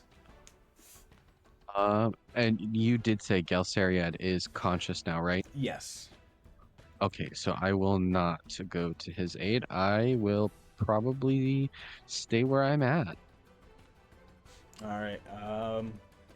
That will become Galceriad's turn. He has these things attached to him. On this turn, he will take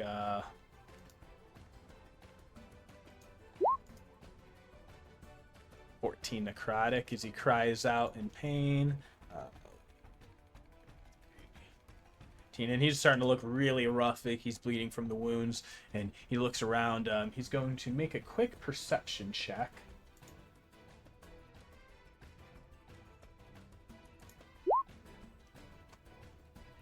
I think, yeah, he's going to see everything calm down. He's going to run forward.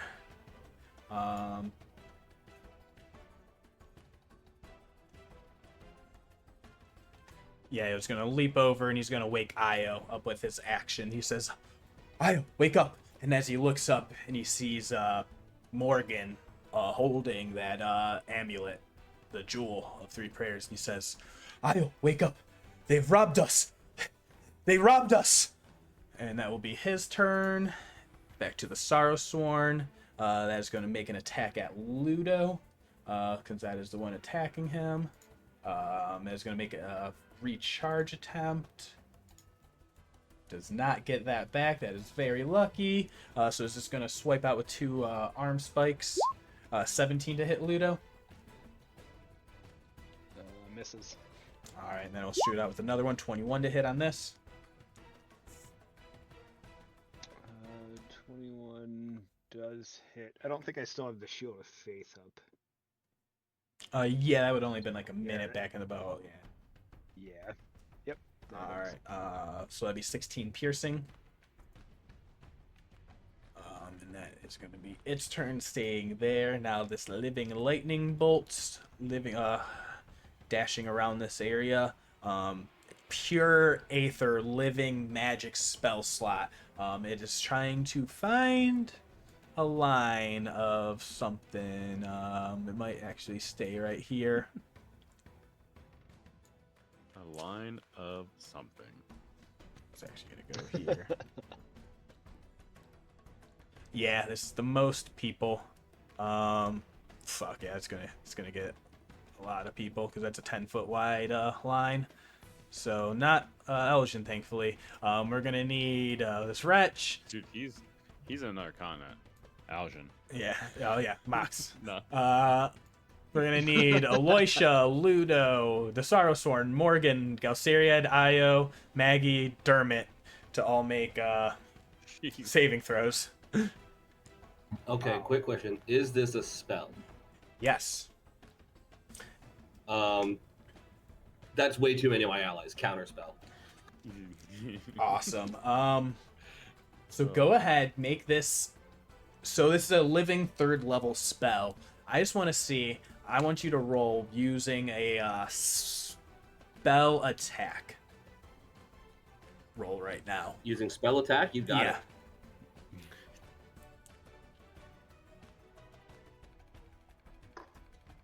All right, that didn't do anything. Hold on. Yeah. Fuck. So you're able to overcome got and over the hump counter the spell. You saw there was an opportunity, a moment, this living spell that could have been captured as it uses this ability, as it like leaves itself vulnerable. A living lightning bolt letting out that blast, and you feel like there's a way to capture this thing in its wild state, but you still successfully reaction, boom, counter spell, knock that spell out of existence, so it doesn't let loose the lightning bolt. That is amazing. Is that? Okay, still there. Beautiful. That would be up to Max. It's a good question. Who's got a Pokeball? He's got a Pokeball. Yeah, just get that right, you. I appreciate it's the right Pokemon too, the right typing. I do appreciate that.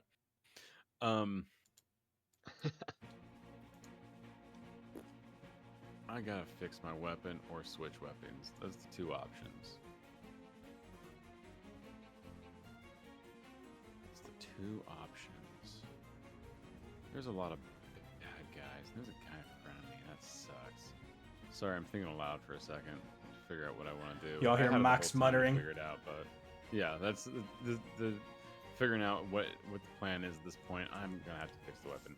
I'm just going to try to fix the misfire at this point because that's my best. Yes, I like a little like Tinker's tool. Yeah, I gotta pull the Tinker's tools, which I have proficiency on, and I actually have. And I need to make a DC's equivalent to 8 plus a misfire score, so it should only be a 9 rolled with my Tinker's tools. Yeah, which say- I gotta figure out how to roll Tinker's tools. Yeah, There's in a the way. moment under duress, but yeah, you could do it at use inventory, use tool, and is that with that'd be dexterity check? Yes, that would be a dex check. Proficiency, I am proficient. Did that work? Hold on, normal roll. 16. 9. Yeah. That worked. Clicks back. You hear just tick, tick, tick, tick, and it clicks back in, and he's like, looks up to figure out what's going on, and is like, oh crap, there's things around and people attacking. I'm gonna take the attack of opportunity. 5, 10, 15, 20, 25, 30. And then 5, 10, 15, 20, 25, 30 with my feline grace. That hits.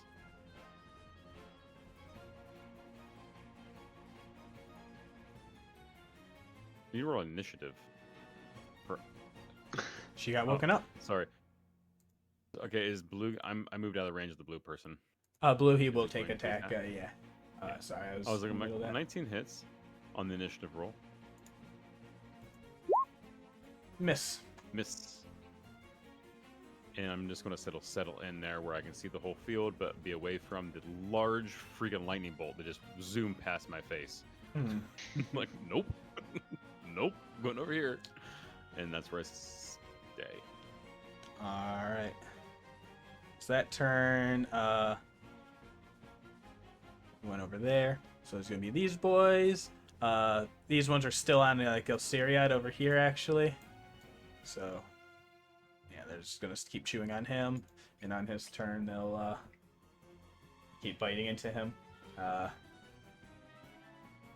That's that, and then red is going to these two. Mox is the closest, so these two are gonna swarm Ludo and make their attacks with advantage. Be a 15 to hit Ludo, which I believe misses, and then red's gonna Misses. attack for an 11 to hit, which will also miss. So they are pretty Misses. useless. And that will be Saeryn's turn. Time to roll portent.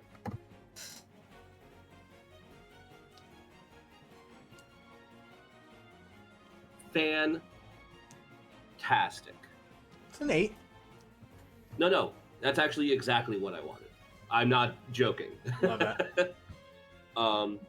Saeryn has just suddenly charged up and realized from pulling in that counter spell and from that living being that basically just showed up and gave all of us significantly more power. He just looks over at this thing that has all of these arms, far too many arms. It has too many damn arms. I'm upset about how many arms this thing has. And realizes he might be able to just shut it down for a little bit. Announces basically everyone, if you can hear me, attack the thing with too many arms. We'll sort everything else out later. And fires off a psychic lance at 4th level at the Sorrow multi-armed Joker, and he rolls an 8. I just immediately use that portent so that to make sure he fails his intelligence. On that intelligence saving throw, he has a -2, so he gets a 6. Perfect. Roll is at 76 damage. I don't even know, man. Yes, it's 7d6. It's one of my favorite 76 spells. damage. That's amazing. Nope, 76. 76. Wow. That's I that's heard the it. It was that's 76. literally. Look at that roll though. That's so good. 2, 3, 1. That roll, 2, 3, 1, 2, 2, 6, 1. Just. But Saren's playing for keeps today. it is enough. You see as you yell out with that psychic lance and it takes that full damage, it doesn't even need to be incapacitated as it seizes up and slumps over dead Whoa. with your psychic glance. One kill for me. That doesn't happen often. Yeah, that's my 4th level spell slot. I don't have anything else to do, so we're done. All right. You see Elisha moves up just a little bit with her movement to get in a little closer. And she says, we got the jewel. Now let's get out of here. And you see she readies an action for whatever happens next. And then it'll be Ludo. It'll be up to you. You still got those little mini things surrounding you. Yep.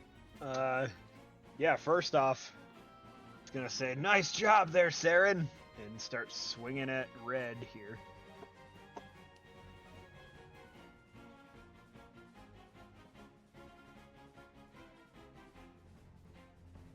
Team will hit. Just exactly. 6 piercing. It still has a little bit of hit points. Take a second swing at it.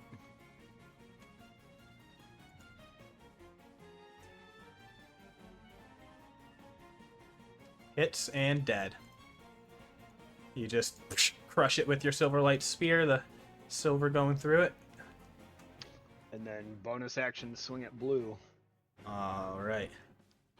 Go ahead. I think I'm gonna have to manually roll this one. Yeah.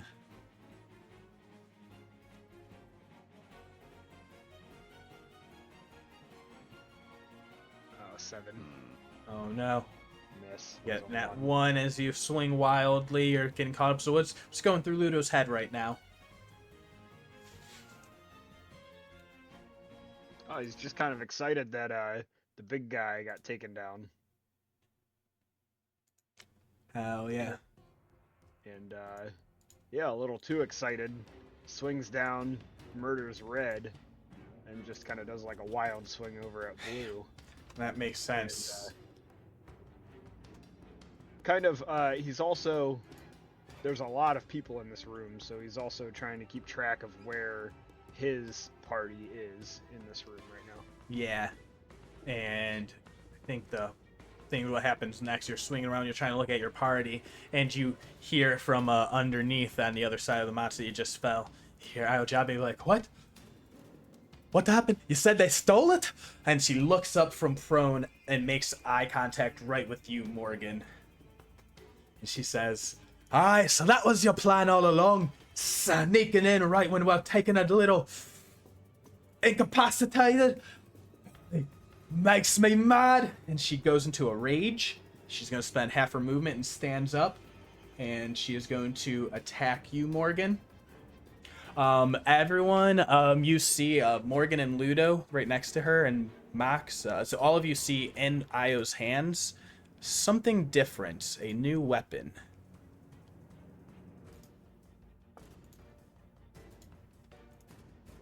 Carved almost out of bone, ebony white, covered with all of these like orcish runes. The blade still part of the same piece of bone, carved into a very fine point blade, serrated and jagged. This weapon seems ancient. This weapon seems deadly. And Io is going to make 3 attacks with it at you, Morgen. Jeez, that looks pretty cool.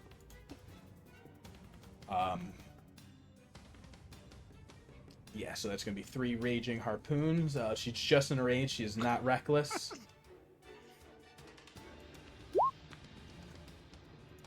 First one's a 17 to hit.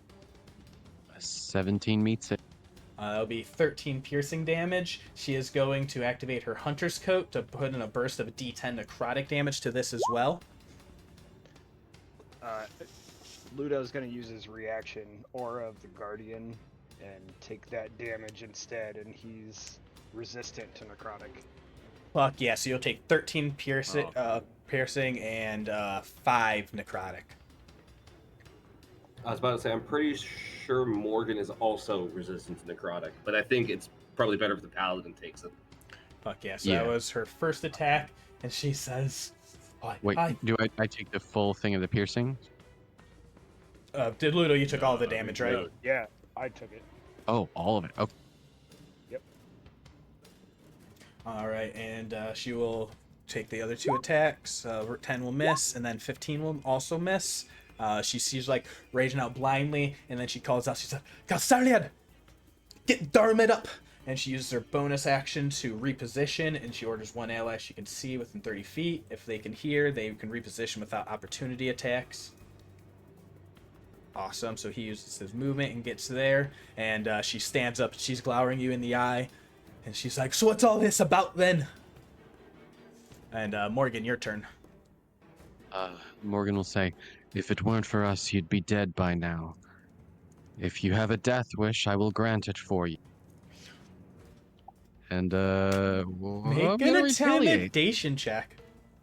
Oh, an intimidation. Okay. It's a pretty badass statement. We have 15. Awesome. You see Io isn't here it really, but you see Galceriad. She says, "Oh, wait, maybe we should take a moment. Maybe we should see what's going on." And did you say he's gonna start waking up Dermot on his turn, but it'll be to let you finish your turn, of course. So it was all free speech. Oh. Oh no, Morgan. I don't know if she's gonna kill her or not. You know what? No, we'll bonus action Blessing of the Raven Queen away, and just kind of say this is the last chance I'm giving you. Don't Alright. put up a fight. Yeah, You will regret it. she fucking gets pissed off, and she like goes like as if she wants to swipe out as you go to move away, but you teleport beyond the range. She can't even take an opportunity. And she yells out. She says, "Hey, that drow lady, she was right. She said that you would betray us." And she points over at Aloysia. And she says, "She told us that you can trust you." And Well, did you look at her? She's got resting betrayal fate. and you see Aloysia. She laughs and she snickers. She says, "If you think Cosette is making any sense, then you're more lost than I thought. Good thing we got this away from you." And that will be anything else on Morgan's turn. That's So we're gonna take a pause from our very long combat in the middle of a cat fight. Yeah, so we're gonna finish out this round, so that's gonna be that. Galceri's gonna use his action to wake up Dermot and see what's happening from here. Dermot's gonna roll his initiative. 9, so it's actually pretty good because he wants to be lower right now. And that would be that turn done. The living lightning bolt is going to try and recharge. Does not. It flits around and dances. It's sitting like hovering near this red stone right now, but does not really know what to do. That is going to be Mox's turn. Oh man. Mox saw the blue lady attack a person on his party, not knowing these people at all. Ludo's covered by 1. I forgot Okay. Mox has no idea who these people are. No, has no clue. He Yep. knows you're going after people, but has no clue. So he doesn't know if you guys are friends or foes of these people, but one person attacked you. But right now he knows the objective is here. So with Morgan, and there's his friend over here with cover of this creature attacking him. So with the newly weapon, or the weapon finally fixed, he's going to take his first shot at the creature right below Ludo. There. Please don't misfire. 18 to hit. The blue, yeah. Roll damage. Yeah, I say minimum damage. It's dead. 11. Pshoo! At that point, he's going to be running and gunning. So 5, 10, 15, 20, 25, 30 to here. And he's taking a shot at Io at this point. You had a grit and a charge back from that. Oh, I get a charge back? Yep. Cool. or I get a grip point from that. Cool. If you kill a monster. Yeah. That's what minions are for, through the gunslinger. Yeah, no kidding. He's taking a shot at Io. Like he doesn't know anything. He's gonna burn a grip point he sort of looks at her and seeing that it hurt, someone that at this point he considers an ally, not a friend, but an ally. He's going to use his newly acquired Deadeye shot and get advantage on this roll. Fuck yeah. So let me roll with advantage. A 25 to hit. We'll hit. He is going to burn both the charges in his gun currently to add a d6 to this roll. Plus a d6. 18 points of damage as he's running. He goes, "We got what we came for. Let's get out, guys. Come on." And he's going to use his bonus action to second wind. Fuck yeah. Anything else from Max? 15 points. That's it. Right. Nope, that's it. While that happens, Galcier uses his turn, woke up Dermot. Dermot says, "Oh, what's going on here? What? We knew you would come. You're here to steal our glory, steal our destiny." And he'll use his action to go ahead and wake up Maggie. Oh, no. Damn. Oh damn. Yeah. Oh, this is snowballing. Come on, Maggie. Roll a 21. Ooh, she got a nat no. 1. Oh no. Yes. Oh my god, I'm gonna get her in there eventually. Oh my god, this is just adding more and more. These guys are all gone, so they're going to not have a turn. Actually, no, they're on. There's still some on Galceriad, so on their turn, he's going to take. Both of them are still on, so that's 12 more necrotic damage. Ooh, he is looking fucking rough. They are staying biting on. Saeryn, it is your turn. Where you're standing, there's a living lightning bolt, red crystal. There's a broken staff of power at your feet. There is a team of rivals around this crystal prayer altar of Avandra, the god you carry a coin of. What do you do? Really think we should talk this out? Okay, so you said that it's an altar to the goddess Avandra. It's a change bringer, right? Mm-hmm. There's this red shit here. I've got a living spell. The staff of power is broken, so that's fucked. It's that's not good. I don't need broken magic items. Can I roll an Arcana check to determine if I can figure out how to capture the spell? Roll? Yeah, make a Arcana check. Make that with advantage. It is, yeah, like living, raw, aether, pure energy. Fuck yeah. Dirty You 20. have in your bag a bit of crystal ore. That red horinculum that you know is fused with elemental planar energy. You think if you can get that thing to strike that with itself, the lightning bolt, or if you can manage to get an attack on that. Like if you can touch it with that, which should probably just be a contested by its like dexterity or something. If you're trying to like directly touch it, or you can like try and trick it into fusing it with that energy. But you feel like that's the key to capturing something with that red ore that you already have. Well, that's definitely worth it to me. So I think that crystal's coming out, and I think I'm gonna rush the thing. Okay. Oh. You hear from your bag, "I believe in you, boss. I don't Go believe you. get him, yeah.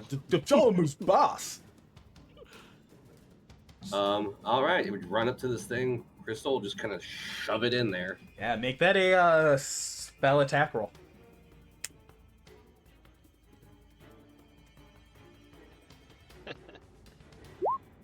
Oh my fucking god. Wow. Wow. Yeah, you feel that elemental energy Roll the burst 19. into that. You now have a living lightning bolt encased in a red, a fire elemental gem. This is some crazy fucking shit. So right now you will to your inventory. Second. I have a link for this somewhere. Something alarming that I certainly Yeah. don't want to explode with. Yep.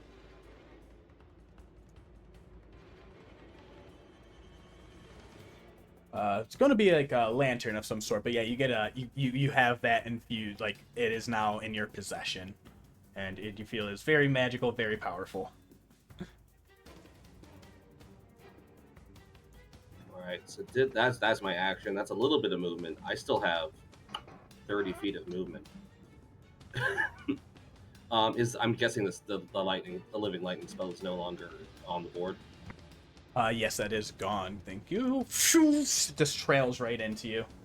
Now this red crystal that's been growing up here, that was also something notable. Is there anything I can do to check that out as well? Yeah, you feel like that's closer to ruidium. You feel it might take another dedicated action to gather some. And you hear Loisha behind you, and she says, I can't wait up much longer, but get back to me with some of that. And you'll be able to get far in my organization. Do I remember what organization she's a part of again? Vermilion, or the Consortium of Vermilion Dreams is what she called it. Right. So she's Ruby Vanguard. Okay. She says Consortium of Vermilion Dreams. Yeah. And that's what Saeryn would know. Just trying to figure out this next moves. I think I'm gonna run over to here, near the altar.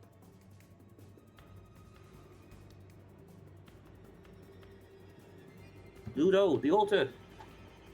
Because he's the only other Changebringer person here. All right. You now have in your inventory, Saeryn, a Flame Friend Lantern. Flame Friend Lantern? Yeah, it's a little makeshift of that. It's an equivalent of that.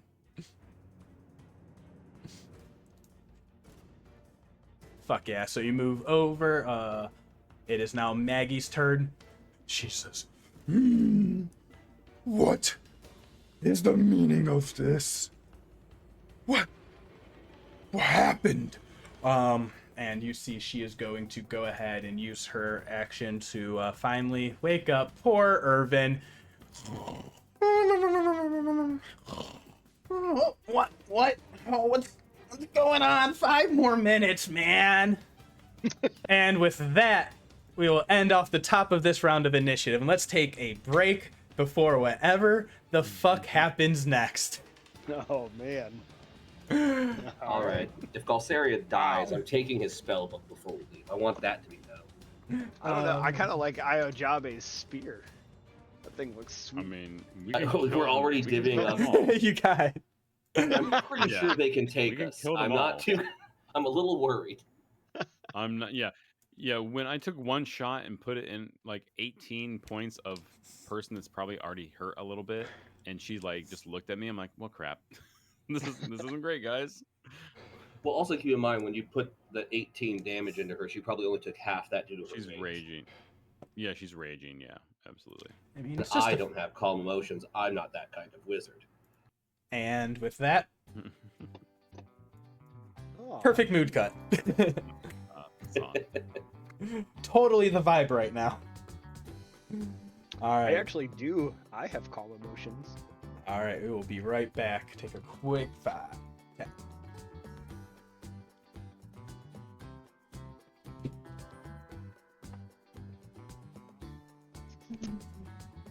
Maggie girl, Miss Kitty.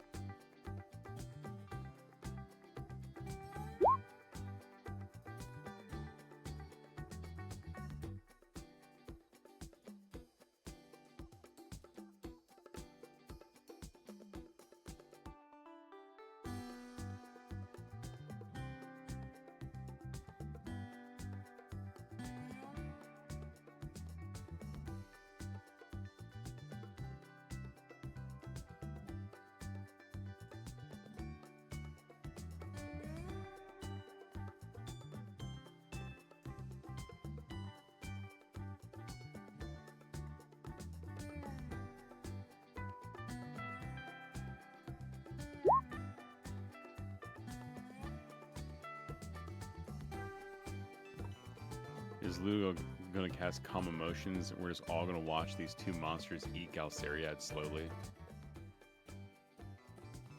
Amazing. That's the plan. As long as I get that book. All right. As long as I get the. He says I love that's how really Guinness all came that in, we're like, matters. man, I like these guys. They're cool. They're cool. They're real cool. And now we're like, all right, if we kill them, who gets what stuff?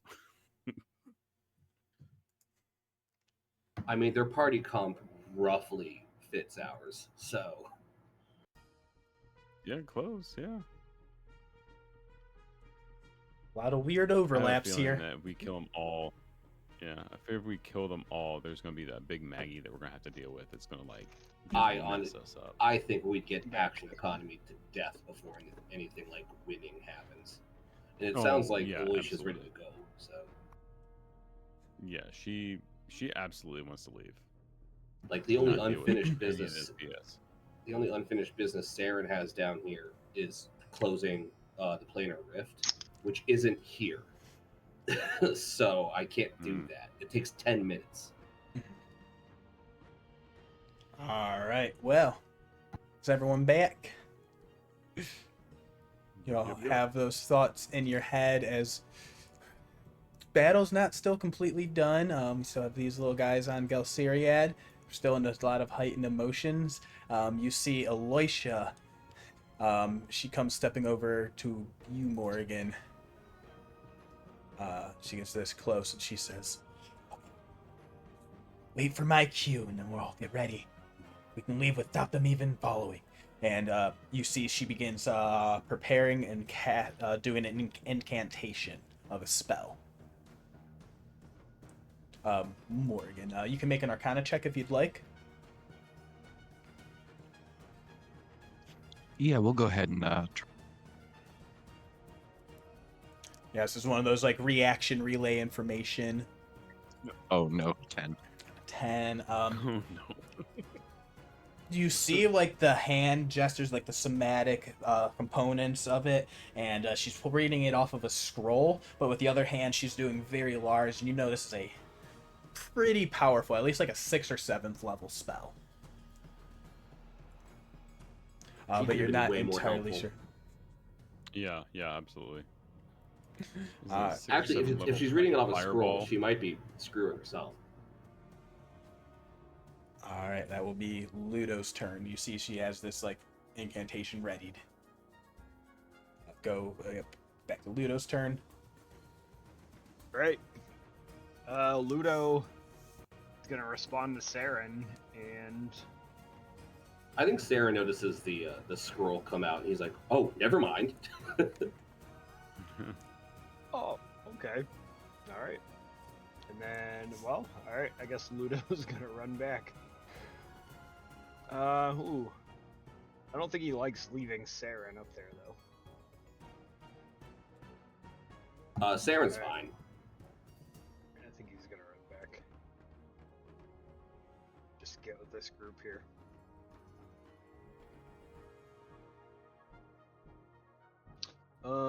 And he's gonna use an action to lay on hands on himself because he's hurting pretty good.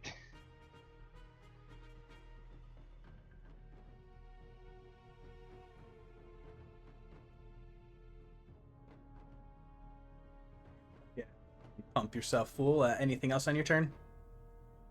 That'll be it. All right, we'll be Io next. Before anything else can happen, I need to second roll this boy in here, see where he's at. Yeah, all right, Irvin, good fucking luck. Oh man, I'm so far behind. I have 2 lines this episode. The Io's turn. He's done 2 lines this episode, is what I heard. He's over there doing He just yips himself up real quick. Definitely, yeah, not kid friendly. Sponsor me. Io. Anything can be edited. Yeah, she is going to with this. She's going to run up over here, get in close range. She's coming pretty much right after you, Morgan. She's just like, You know, since I first saw all of you, I knew you're nothing but trouble, all around yipping at our heels. You won't get what's ours, I tell you. And she pulls out this fucking brutal bone spear, and she tosses it at you with her harpoon attack. Reading harpoon is going to be regular. It's going to be a 24 to hit. Silvery barbs. 11 instead. Mox gets advantage. Ooh. Oh, what was that, Morgan? I just said 11 will miss. Okay, yeah. I keep cutting off at the very end. Sorry. Good. But when that happens, the spear blinks right back into her hands, and she throws it again. 18 to hit this time. That will hit. All right. That would be 11 piercing. She's got one more of these. She's going to pump that necrotic damage into it for another 2 necrotic on there. So you'll take half of that for 1. Yep. 11 piercing, 1 necrotic. And then her third attack, it blinks back to her hand, and she is pretty much hell-bent 14 on this throw instead. That one will miss.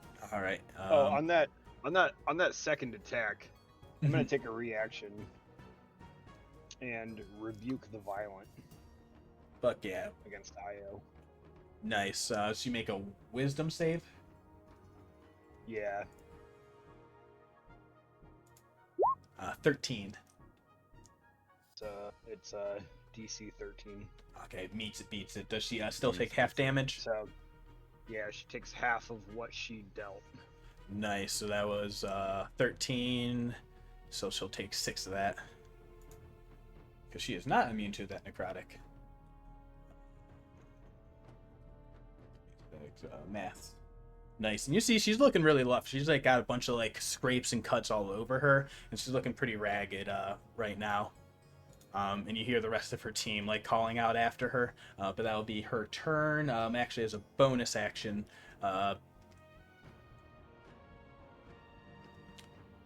she's gonna say, Dermot, get in there, make yourself useful. And Dermot will come on over here next to you, Saeryn, as he repositions himself. And that will be that turn. Morgan, it is your go. All right. I think I'll move up right next to Aloysia, kind of in this position here. And let's see, is there anything I can do to help Saeryn out at the moment? Man, it'd be real nice to have a teleportation wizard, wouldn't it? Or sorcerer, wouldn't it? Yeah. This is very true. Unfortunately, that is not me. But what I can do is Dermot within range of this 35 feet. I don't know actually how big it is.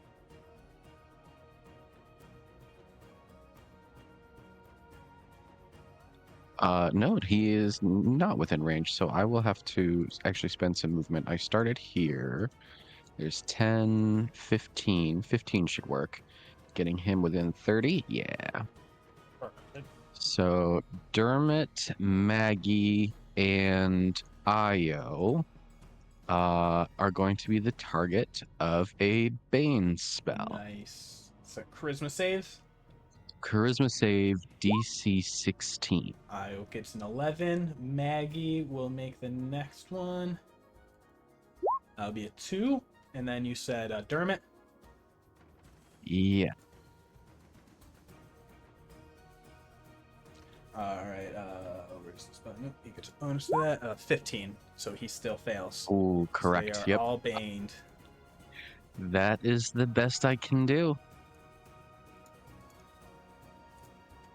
And then just 5 more feet of movement back down to Aloysia's side. Alright, fuck yeah. That will be Galceriad's turn. And he says, fucking get these things off me. And it's way too Irish for him. He says, more French. He says, I would get rid of these bugs. And then he'll try and attack that. Yeah, first one falls off. He gets 5 temp HP. He really fucking needs that. But what's going to happen is he's going to run and jump up over here, and then he's going to try and like put a hand on Io, and he says, "Io, we must stop this madness. This is crazy. You must calm down." And we will see how she reacts to that. Mox, is going to be your turn. All right, cool. 5, 10, 15. Oh, let's see what's here. 5, 10, 15. Get me there. He's gonna take a shot at Io. He has no knowledge of this party. They're attacking. He's just gonna start firing. Is how I'm viewing this. He's sees people behind him, behind her. He's gonna line them up, and he's gonna do a piercing attack. So, I mean, it includes the three creatures, which would be Io. I remember his name, Jasilionis, and the monster for his last grip point. So the first one's on Io, standard attack. Doing another piercing. Piercing is my last piercing attack. Yeah. 14 Advantage on damage this attack. Oh, advantage. Thank you. From that silvery Remind me, barbs. you gave me that. Yep. I forgot about that. 17 brings you over armor class. Okay, so me rolled disadvantage against Jasilionis. 19. Still Wow. hit. Yeah, even if My second attacks are better than my initial. And then he's onto this actually attack. he's gonna cast a shield on that, Okay. so it won't go And through him. Okay, and then the monster behind it. Yeah. Behind him will also get. So it does it still goes through even if it doesn't hit him. Is, I think the last. So it's part. every creature within the line. So it doesn't say if it. Okay, so initial attack hits on a hit. Yeah, the creature if you can like takes post the damage. language as well, I think it helps post a paragraph. Yeah, me pop it and then come on, you're gonna not let me pop that on VTT. Here, let me just highlight and paste. Just because I know it is Because weird it's Matt not Mercer allowing- rules, so It's not allowing the VTT display. The initial attack is +1 to fire miss score. Okay. On a hit, the creature takes damage, and with a disadvantage, every creature in a line directly behind the target creature within your first fire range, the initial attack can misfire. Only the initial attack Okay. can misfire. Yeah, because I'm also just So trying to think of technically- because it's why like it if would you miss hit one one and then creature, keep it going misses like through. 2, then it misses 3, then it misses 4, then it hits 5. Is like gets that math It's starts to weird, get isn't it? weird. Yeah. Yeah, absolutely, it does. Your call. We'll go with not right now, but maybe That's like fine. because I think maybe can like help work on like special ammo and stuff like that in between downtime to help Yeah, like that's correct fine. that. I think Absolutely. that'll be fun. Yeah, just because like Absolutely. like the world in my brain, I'm like I said yes, and then 20 sessions from now there's like 10 minions in a row, and it just does like weird Yeah. fucking ricochet, And I will- fucking pull And shot. I will line them up and ricochet the crap out of them. Yeah, and that's why I'm just like, okay, that can get a little out of hand, but no, like I like that Yeah, as yeah. like I think this is a fun goal for Mox at the moment. That's cool. Yeah, that's fine. Those 15 feet of movement, 5, 10, 15 to get to there. And yelling at Saeryn to get back, like, come on, let's get back. Yeah. We're Oh, and then our roll that initiative's done. We're done. man. damage from the first shot. Sorry, I cut Oh that yeah, off in the thank middle. you. That was right here. Ooh, yeah, that really fucked her up. 12 points.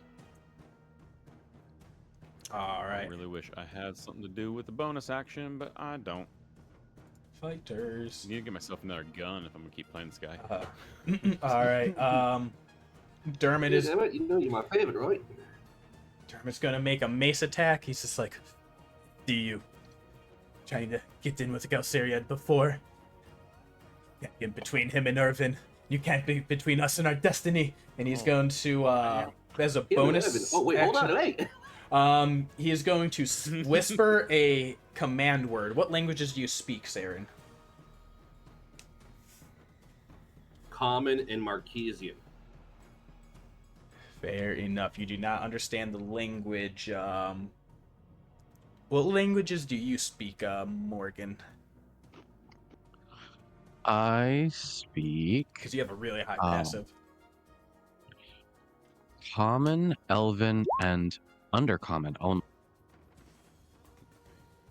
You check one last thing. What about you, Ludo and Max? Mox speaks, weirdly enough, common, draconic, goblin, and undercommon. Don't know why. Wow. He Ludo speaks is some languages. celestial, common, elvish, and undercommon. All right. So yeah, no one recognizes the language that he speaks, but his mace lights up with a radiant blaze of energy, and he is going to make 2 attacks at you, or he's going to make 1 attack with the mace at you, Saeryn. That'll be a 10 to hit. No. Yeah, not the best. And then he's going to try and shoot you with a Searing Wrath, but it's a ranged spell attack, so it's going to be at disadvantage being right next to you. So that's going to be an 11 to hit. No.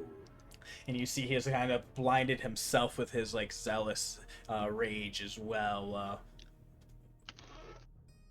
Who knows what has happened to them here in their time in the Betrayer's Rise. In their turn, it is going to be back to the last wretched on Gelsiriad. He is going to take 8 damage. He is pretty much looking on death's door. Yeah, he is Jack, barely still standing. I know we're at this point in it, but I remembered Mox has a second attack. Ah, okay. Fuck yeah. Let that ring out. It'd just be 1 attack on Aya. Okay, fuck yeah. No, sorry. Yeah, we got down a big old thing. We're Yeah. rolling all the thing, and I forget 27. Ooh. And I forget that 12. That he has another attack. So if that adjusts what he does, you let it go. Because I just looked at him like, oh crap, I only rolled 1 attack, but I rolled a lot of dice. So, sorry. Nice. Yeah, no, she's still up, but she is also looking very rough. Oh, damn. The rest of the team. I'll drop her. Yeah. Saeryn, it is your turn as Dermot was swinging out at you. So I'm just going to kinetic jaunt directly, because that's still running, directly into Dermot's space, crack some of this ruidium off with my action, and then beeline it back to everyone to Aloysia. Nice. So he'll get an opportunity attack on you as you leave? Not while I have kinetic Good thing. jaunt. Okay, fuck yeah. Say that still mitigates that. Fuck yeah. And he tries to swing after you, and he's like, no! Yeah, you get a crack of that iridium off you as well. It is now going to be Irvin's turn. That's as far as I can go. I hope this is close enough. I was thinking the exact same thing. I'm like, I can make it here. Please don't leave without us. Or All we're right. gonna have a fun time. I mean, if they do, then we have a. Then you get to bring in a 3rd character. All right, you were the last one I'm on excited. the team to get over here and in the area. Aloysia's ready to action is going to spring off now as she casts her Scroll of Earthquake. Oh, Damn. I need see how well she can aim this. She creates a seismic disturbance at a point on the ground that she can see within range. The range is 500 feet, so she got plenty of time. It creates a 100-foot radius circle centered on the point and shakes structures in contact. Becomes difficult terrain. Each creature on the ground that is concentrating must make a Constitution saving throw. On a failed save, creature's concentration is broken. When you cast a spell, at the end of each turn you spend concentrating on it, each creature on the ground there is made to make a... so everyone right now make a dexterity saving throw. On a failed save, knocked prone, it is a DC. Let me check her spell DC. That is a 14. This is You all considered a get- spell, right? Yes. You all I have get advantage. +2 for my aura. Yeah, you're all right within Ooh. there. I'll say even Saeryn is right on the cusp of it. Oh, come on. So Morgan got a 19. 20, 20.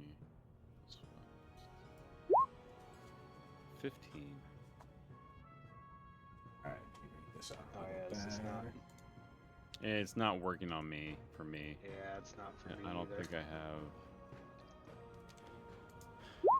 Nice. I have anything. Fucking double ones on D10s. It's so dumb. I mean, I just roll 11 on a divine intervention. Do you Oh, want to whoops. consider it that way? I rolled a D0. Nice. Ludo D0. I was like, Yeah, wait, how did I whoa, get whoa, whoa, zero? whoa, whoa, whoa. Wait, how's it a green 0? I've never seen a green 0. Because you crit on a Yeah. 0 side. Yeah, so she is causing the structures one, which this whole room and the crystal, once again, to paint the picture of this scene, the crater boy. here. This all starts to shake under an earthquake.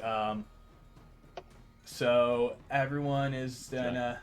Oh, yep. That gets to kill all the NPCs with crystals at this point.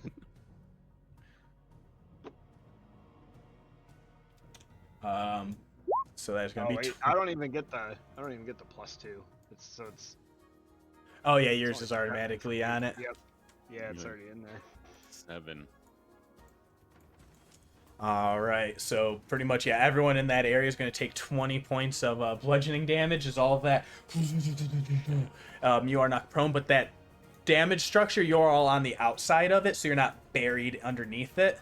Let me find my one fun thing. What was the DC on that? 15. Oh, so I meet Or, it. So it was 14, sorry. Oh, 14. Okay. So Morgan, me, and Arlo, we Yeah, you take we half. take half of 20. Yeah, you'll take half. Oh, crap. Glad Man, good thing I used those lay on hands. Otherwise, Yeah, no I'd be kidding. down. You'd be down. Oh god. Yeah. Yep. Was anybody else? Oh, nice animation. Boom, boom, boom, boom, boom, boom, boom, boom, as that covers like the whole Oh, that's area. cool. Rocks fall, Was party anybody dies. else expecting like a teleportation spell? Right. And Yeah. Me too. not this. Everybody get close to her. She's gonna teleport us out, and she causes a rock slide. We're like, well, crap. Yeah. So that happens. The whole party, they all fall underneath it. They're making saves. Stuff is happening. You do not know what that looks like at the moment. And it's back to Elisha's turn. You see, like, actually, let's see how well Io gets out for not from under it. She's like right at the edge of that rubble. Let's see what her deck save looks like. Oh damn. Ooh. Yeah, no. So she is buried as well.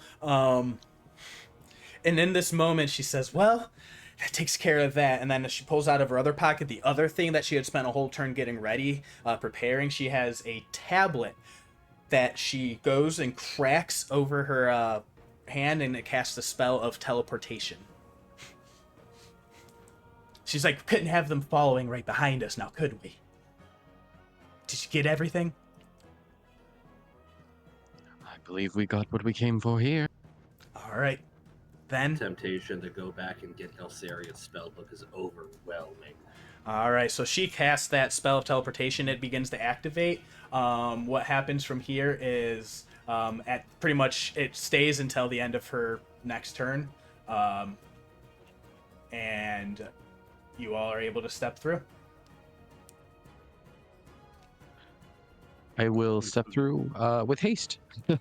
I guess we're stepping through. Yeah, I think we can kind of end initiative order here.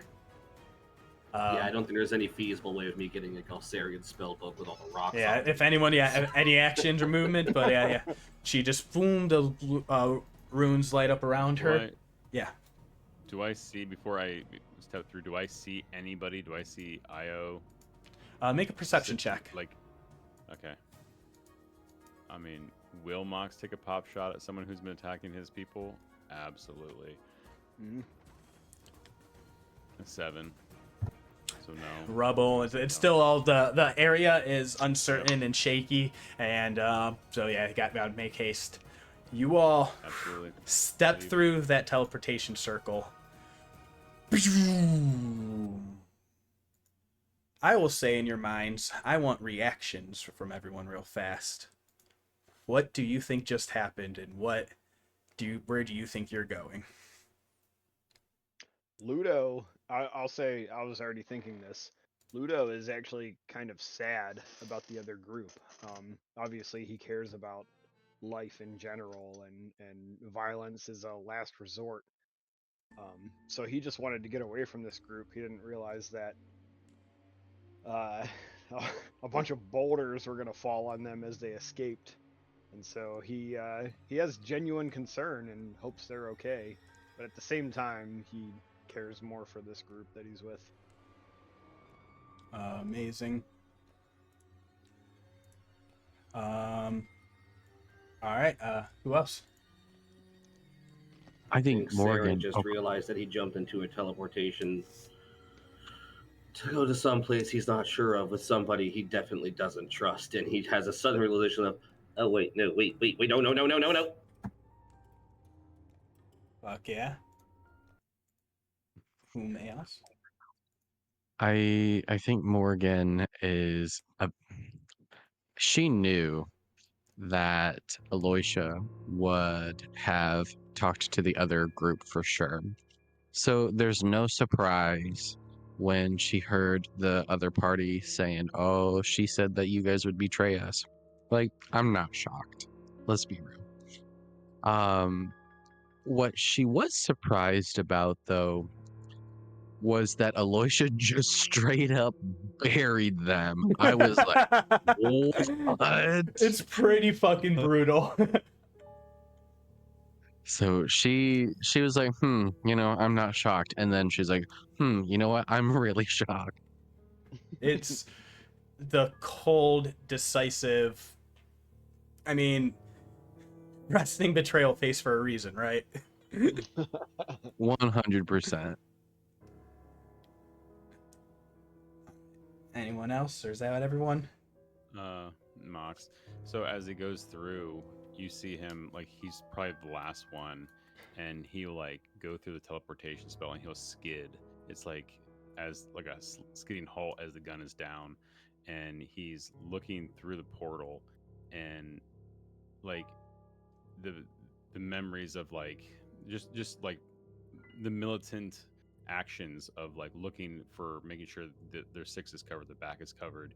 He looks over his shoulder toward Ludo, and he screams. He just yells out. He goes, "No, is everyone with us?" And he looks over at Morgan and sort of calls out like, "Olin, you got heals. Everybody needs to be up." And then looks over at Arlo and is like, "Joy, you good?" And then like sort of blinks, goes, "What? No, what? Everybody through?" And sort of like looks around, like, you know, like a flashback almost of a party that had a very similar, or not similar, but a an experience. Dropped a bunch of rocks on them and then dipped, and very not like that, but a very life or death experience. Yeah, no, exactly. Sort of like flash through, yeah. Yeah, you all feel the pulsing of the aether energy. You can hear like your heartbeat pumping in your ears. It's like the in a whirl. Where you end up, you are greeted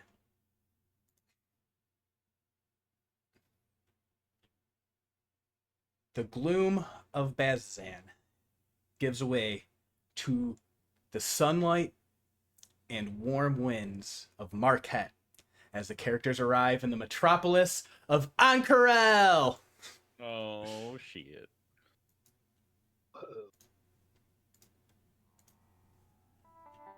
You all arrive.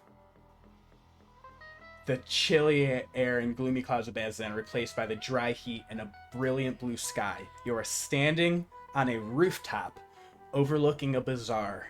Beneath your feet is a teleportation circle from which the glow of magic is slowly subsiding.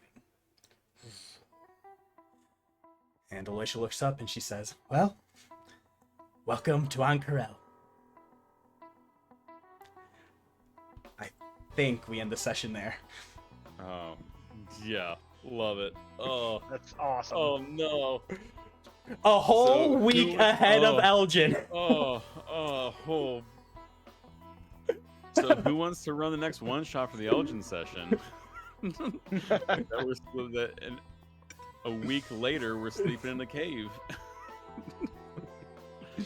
Oh, damn it. That's cool, Jack. The funniest Oh, part about all of dude. this. That's cool. And this is the coolest song I found on YouTube. Yeah, is- this is great. It's great. And I want this to lead off. You are all level 7 now. You survived that. We will see whatever resolves next. As you arrive on the rooftop of some random building surrounded by the squat brown, like redstone brick buildings of Ank'Rel towering overhead in the middle of the city. You see this glittering palace of the home of Jaman Sa'ord. I want to say, before we finish the session officially, Saeryn, you're back in Marquette. How long has it been?